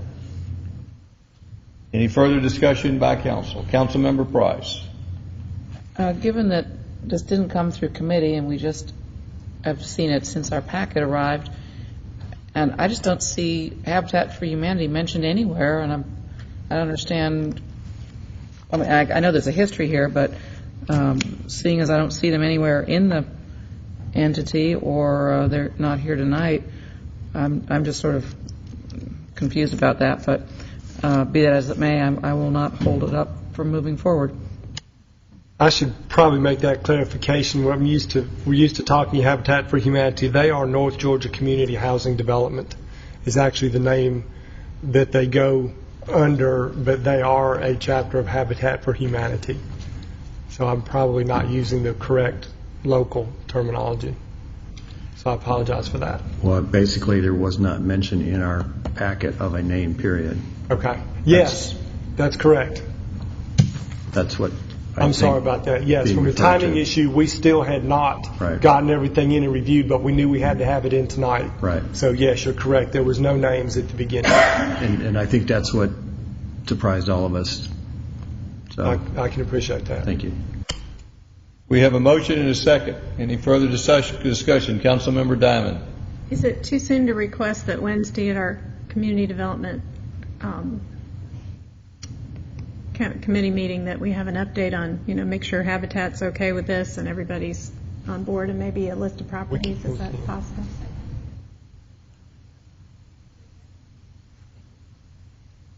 Sorry.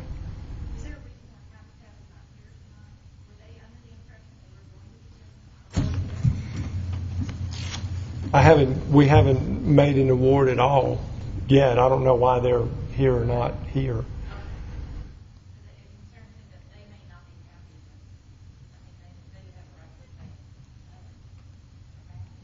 Correct. We'll meet with them. We'll get with them tomorrow and certainly discuss it and let them know. At 2, I think. 2 or 3. Mm-hmm. So Wednesday, we could know something. We should. How that's going. Mm-hmm. Any further discussion before we take a vote? All in favor of the motion, raise their hands. Passes unanimously. Thank you. This time, we've got 2 more other items on the agenda.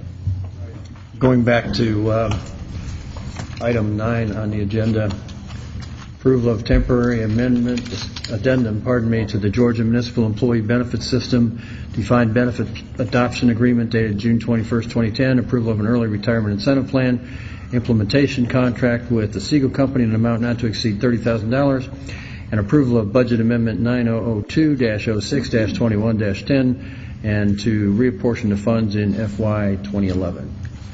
Okay, you're on. Yes, sir. Thank you. You have the final document was placed by your seat tonight in your package. You had the draft addendum. There were no substantive changes to it except for the Internal Revenue Code regulations were inserted. This addendum will allow us to implement a voluntary early retirement incentive program for eligible employees who meet the criteria by December 31 of 2010.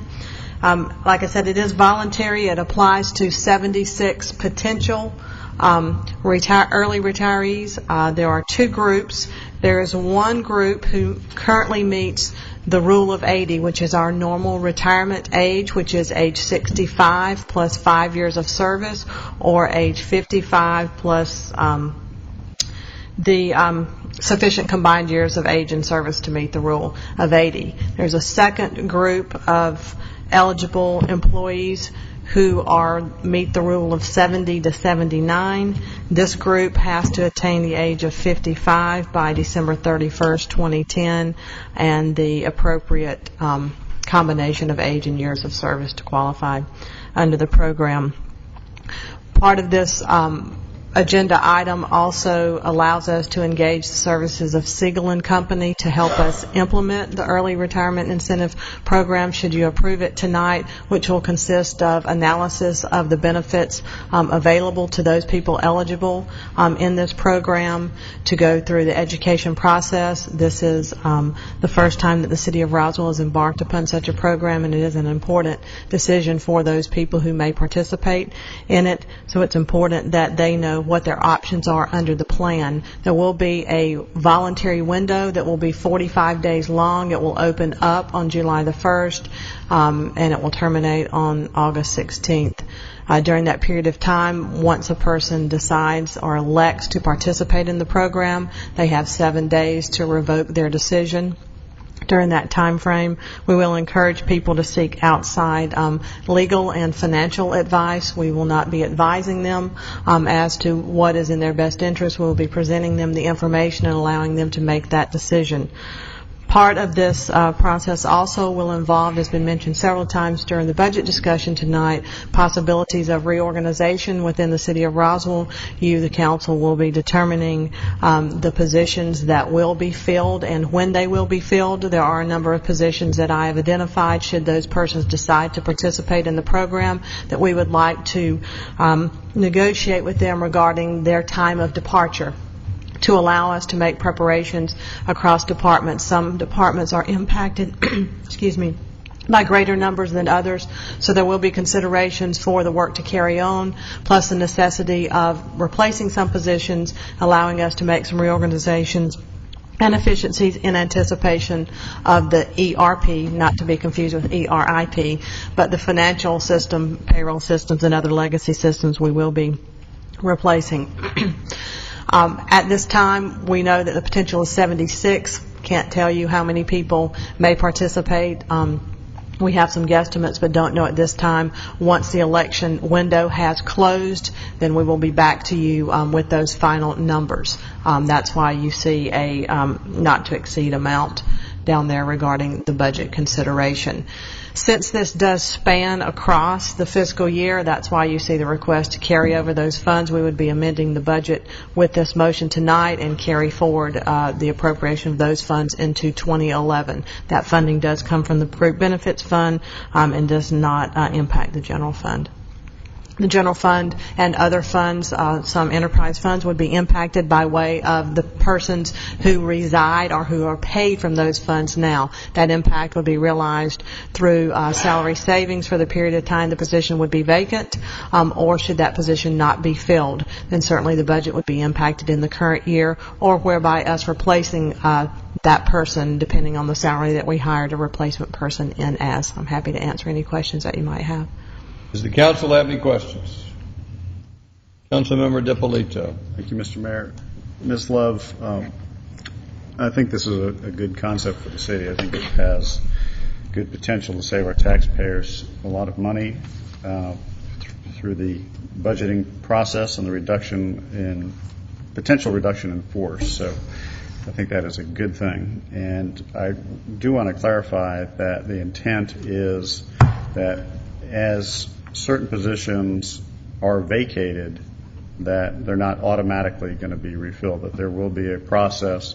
And understandably, there are some positions that will have to be filled, but even for those, there'll be some sort of a process where those positions are brought to us. Yes, sir. So that we can approve those prior to them just being automatically backfilled. Correct. Nothing will be posted or no decision will be made regarding any individual position until we know the totality of the impact, and then that will be brought to you in total related to the impact on the organization as a whole.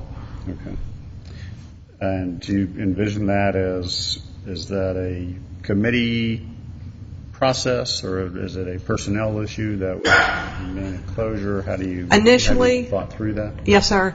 Initially, it would be a closure item related to personnel. Once that decision is made regarding those particular people and positions regarding how long they're going to remain and who's going to participate, then it would move to committee for the actual budget impact, reorganization, and official approval to change the full-time equivalents of the city. Okay. Thank you. Any additional questions from Ms. Love? Do we have a motion? I move for approval of the item as read tonight. Motion for approval of the temporary addendum to the Georgia Municipal Employees Benefit System. Temporary addendum to the Georgia Municipal Employees Benefit Defined Plan for the early retirement incentive contract. And does that include the Siegel? Yes, sir. Contract also? Yeah, as I read that item earlier. We have a motion to approve. Do we have a second? Second by Councilman Eichelhart. Does anyone in the audience have any questions or comments? Any further discussion by council? All in favor of the motion, raise their hands. Passes unanimously. Next item, please. Next item on the agenda is approval of ordinance to amend Chapter 3 Alcoholic Beverages, Section 3.7.3, Restaurant, regarding seating capacity requirements for limited and full pouring alcohol beverage license. This is the second reading, and we had tried to get some items clarified from the last discussion. So if the city attorney can read the ordinance. Thank you. This is an ordinance to amend Chapter 3.7.3B, Alcoholic Beverages of the Code of Ordinances of the City of Roswell.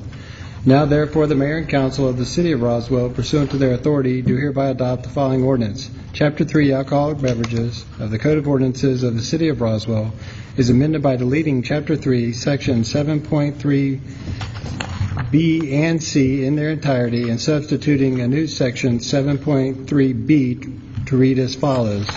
Text of which is incorporated herein by reference. And I've approved this will be the second reading. And the one I read is one that was approved for the first reading, which is the 70%. There is a staff proposal for changes, which is the 60 seats or 60% of the maximum occupancy load. Any questions for Mr. Davidson? Do we have a motion? I move for approval of the ordinance with the proposed staff changes from the first reading as highlighted in our package.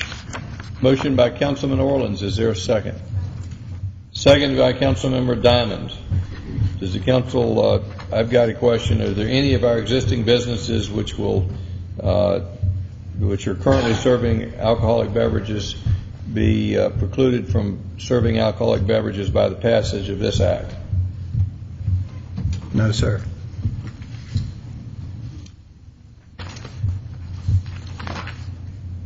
We have a motion and a second. Is there any public comment?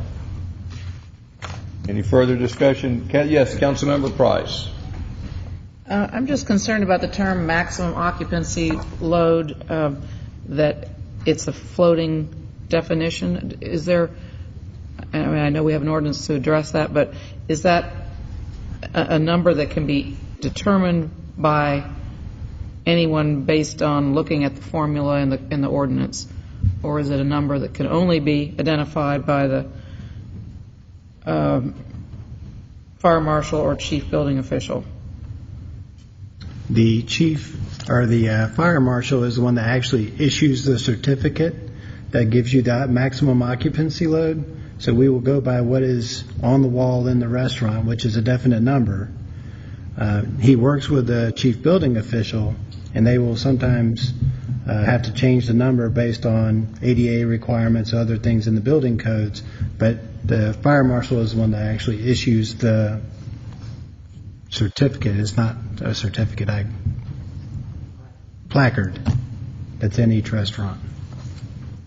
So my question is the maximum occupancy load something that can be figured out by anybody based on the formula? They're shaking their head yes, but I couldn't figure it out.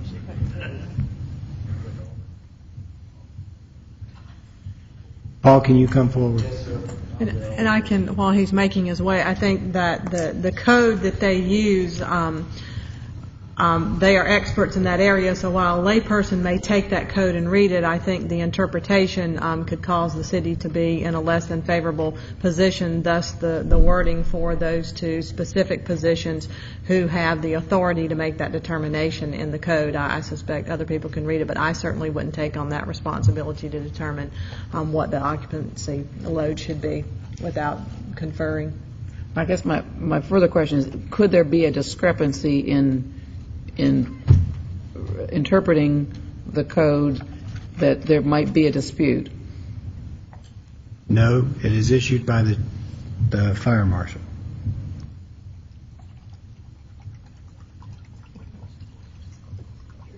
Okay.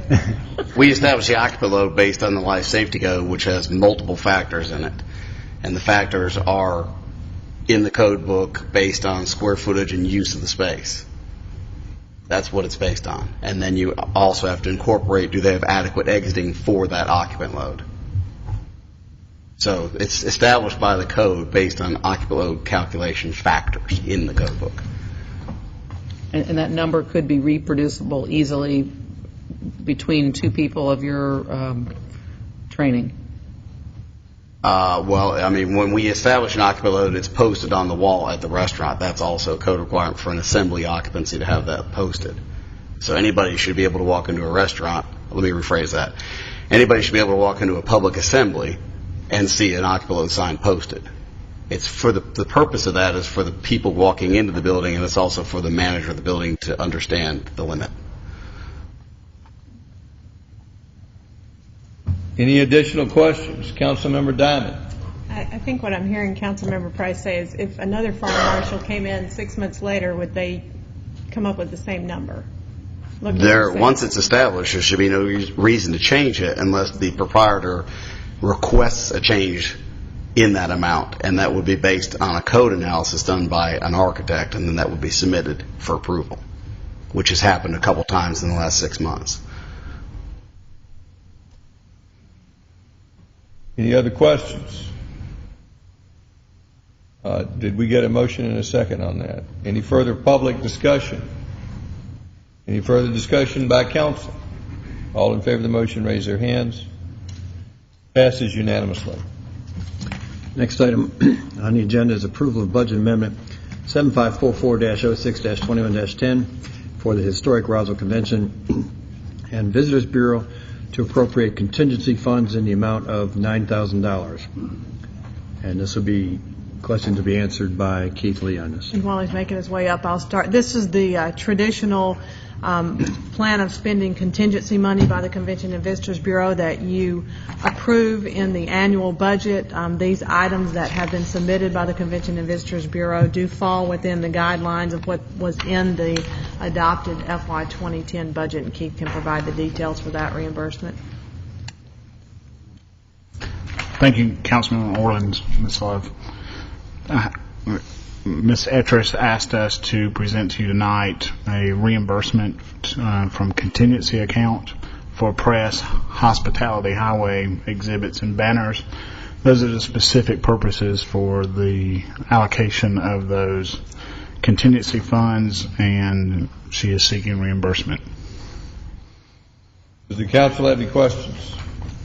Do we have a motion? I move for approval of the contingency funds in the amount of $9,000 and the budget amendment as read. Motion for approval of a $9,000 budget amendment by Councilman Orleans. Is there a second? Second by Councilmember Price. Any further discussion? All in favor of the motion, raise their hands. Passes unanimously. Thank you. This time we'll call upon Community Development Councilmember Betty Price. Thank you, Mr. Mayor. The first item, approval of a resolution for the 2010 comprehensive plan update to the short-term work program and the capital improvement element. Brad Townsend. Thank you. Thank you, council members. This is the annual update to the 2025 comprehensive plan, short-term work program, and capital improvements element. This update is required to maintain Roswell's qualified local government status. For the update, it is requested to be transmitted to the Department of Community Affairs. This was reviewed at the Community Development Transportation Committee on May 19th. It was recommended approval by the Planning Commission at their June 15th, 2010 meeting. Staff would recommend approval of the resolution to transmit the annual update to the Department of Community Affairs and to the Atlanta Regional Commission. Staff recommends approval. Do we have a motion for approval? Motion by Councilmember Price. Do we have a second? Second by Councilmember Wynn. Any further discussion? All in favor of the motion, raise their hands. Passes. Mr. Dippolito, are you voting? Passes unanimously. The next item is approval of an amendment to the erosion and sedimentation control ordinance. This is the second reading, presented by Alice Wakefield. Thank you, Councilmember Price. This is the second reading for the adoption of a new ordinance as mandated by the state of Georgia and must be adopted by July 1st, 2010 to maintain the city's local issuing authority. The new ordinance is based on the final model ordinance dated July 1st, 2009, provided by the Georgia Soil and Water Conservation Commission, and the city engineer here is here to make some comments and to answer any questions you may have. I didn't think engineers stayed up this late. We usually don't. Mr. Davidson advises me he needs to read the ordinance. Thank you. This is an ordinance to amend Chapter 7, Land Development and Environmental Protection, Article 7.3, Erosion and Sedimentation of the Code of Ordinances of the City of Roswell. Now, therefore, to accomplish the foregoing, the Mayor and Council, pursuant to their authority, adopt the following ordinance. The Code of Ordinances of the City of Roswell shall be amended by deleting Article 7.3, Erosion and Sedimentation, from the Code in its entirety, and substituting, therefore, a new Article 7.3, Soil Erosion, Sedimentation, and Pollution Control, attached hereto as Exhibit A and incorporated herein by reference. And if approved, this will be the second reading. Do we have a motion for approval? Move to approve the erosion and sedimentation control ordinance. Motion by Councilmember Price. Do we have a second? Second by Councilmember Diamond. Does any of the council members have any questions for staff? Any further discussion by council? All in favor of the motion, raise their hands. It passes unanimously. Thank you. Aren't you glad you stayed up late? I haven't stayed up this late because I was on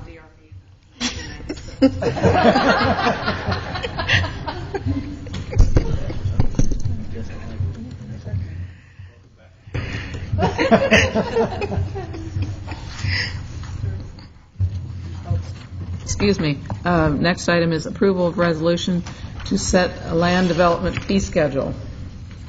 Alice Wakefield. Thank you. This resolution sets the fee regarding application requirements for land development and the soil erosion fund. This basically takes the fee structure out of the ordinance and put it in a resolution.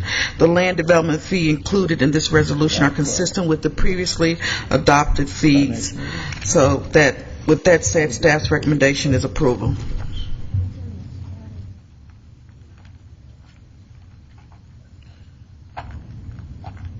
Question? I can do it. Yeah. Question by Mr. Tippolito. Thank you, Mr. Mayor. I understand the need to pull these fees out. Where are they going to be listed if they're not in the ordinance? You should have a copy of a resolution. I do, but I mean as far as somebody looking it up. They'll be listed on the code. website, and then it'll be on the application. Councilman DiPolito, we have a schedule of fees once they're adopted, and every year that goes into a schedule, so it would be on the application website, and then in our what we call master schedule of fees, they would be listed as a revenue source as we go forward and review those on an annual basis. So an engineer would look up the fees. Where would they find them? On the application would be probably the quickest place for them to find them. But even before they have an application, somebody who's trying to analyze how much it's going to cost to submit, I mean, that's... It'll be on the website, or either we would have hard copies for them available in community development. Like if they called as an inquiry, we would have it listed. But typically we list those on the website as it relates to that action, whether it's a permit or anything, just like the special event application fee it's in the ordinance, but people don't know to go to the ordinance, so it's on the application itself. If someone calls, we will tell them, but we don't have them all in one place. It goes more to the functional area on the website where they go to look up the information. We have the impact fees in the ordinance, right? At least we used to. No, we do. Do we have the building permit fees also in the ordinance? No, I'm just trying to get everything in the same place so it makes it easier for people to find what all the various fees are. The impact fees are a different creature than, that's not an administrative type fee, and the building fees and these fees are more administrative and enforcement regulated type fees. The cost of us providing the supervision or the regulation of that. So those fees are not in an ordinance. They are by department. Community development will have their fees set in one place. Finance has their fees set in a place. Public Works has their fees set in a place. So it's, like Kay says, by functional area of where somebody goes. So if I went on the community development website, there'd be an easy-to-find line item that said schedule of fees? I don't know that it's probably easy to find at this point. However, part of the website revamping and working with each department that Community Relations is doing is just that. Frequently asked questions, that's a logical frequently asked questions. What are the fees for? And trying to get information, because it's everywhere now. And I think one of our goals has been, as we address these items, is pulling them out of the ordinances, getting them in resolution so they're easier to update, and then us disseminating them in a more easily readable and findable manner to the public, because they're all over the place right now. Right, and that would be my suggestion. Point well taken. Yes, sir. Easy to find. Thank you.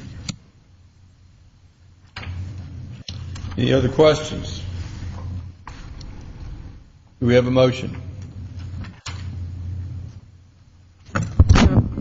Move to approve the land development fee schedule. Motion by Councilmember Price, second by Councilmember DiPolito. Any further discussion? All in favor of the motion, raise their hands. Passes unanimously. We're adjourned.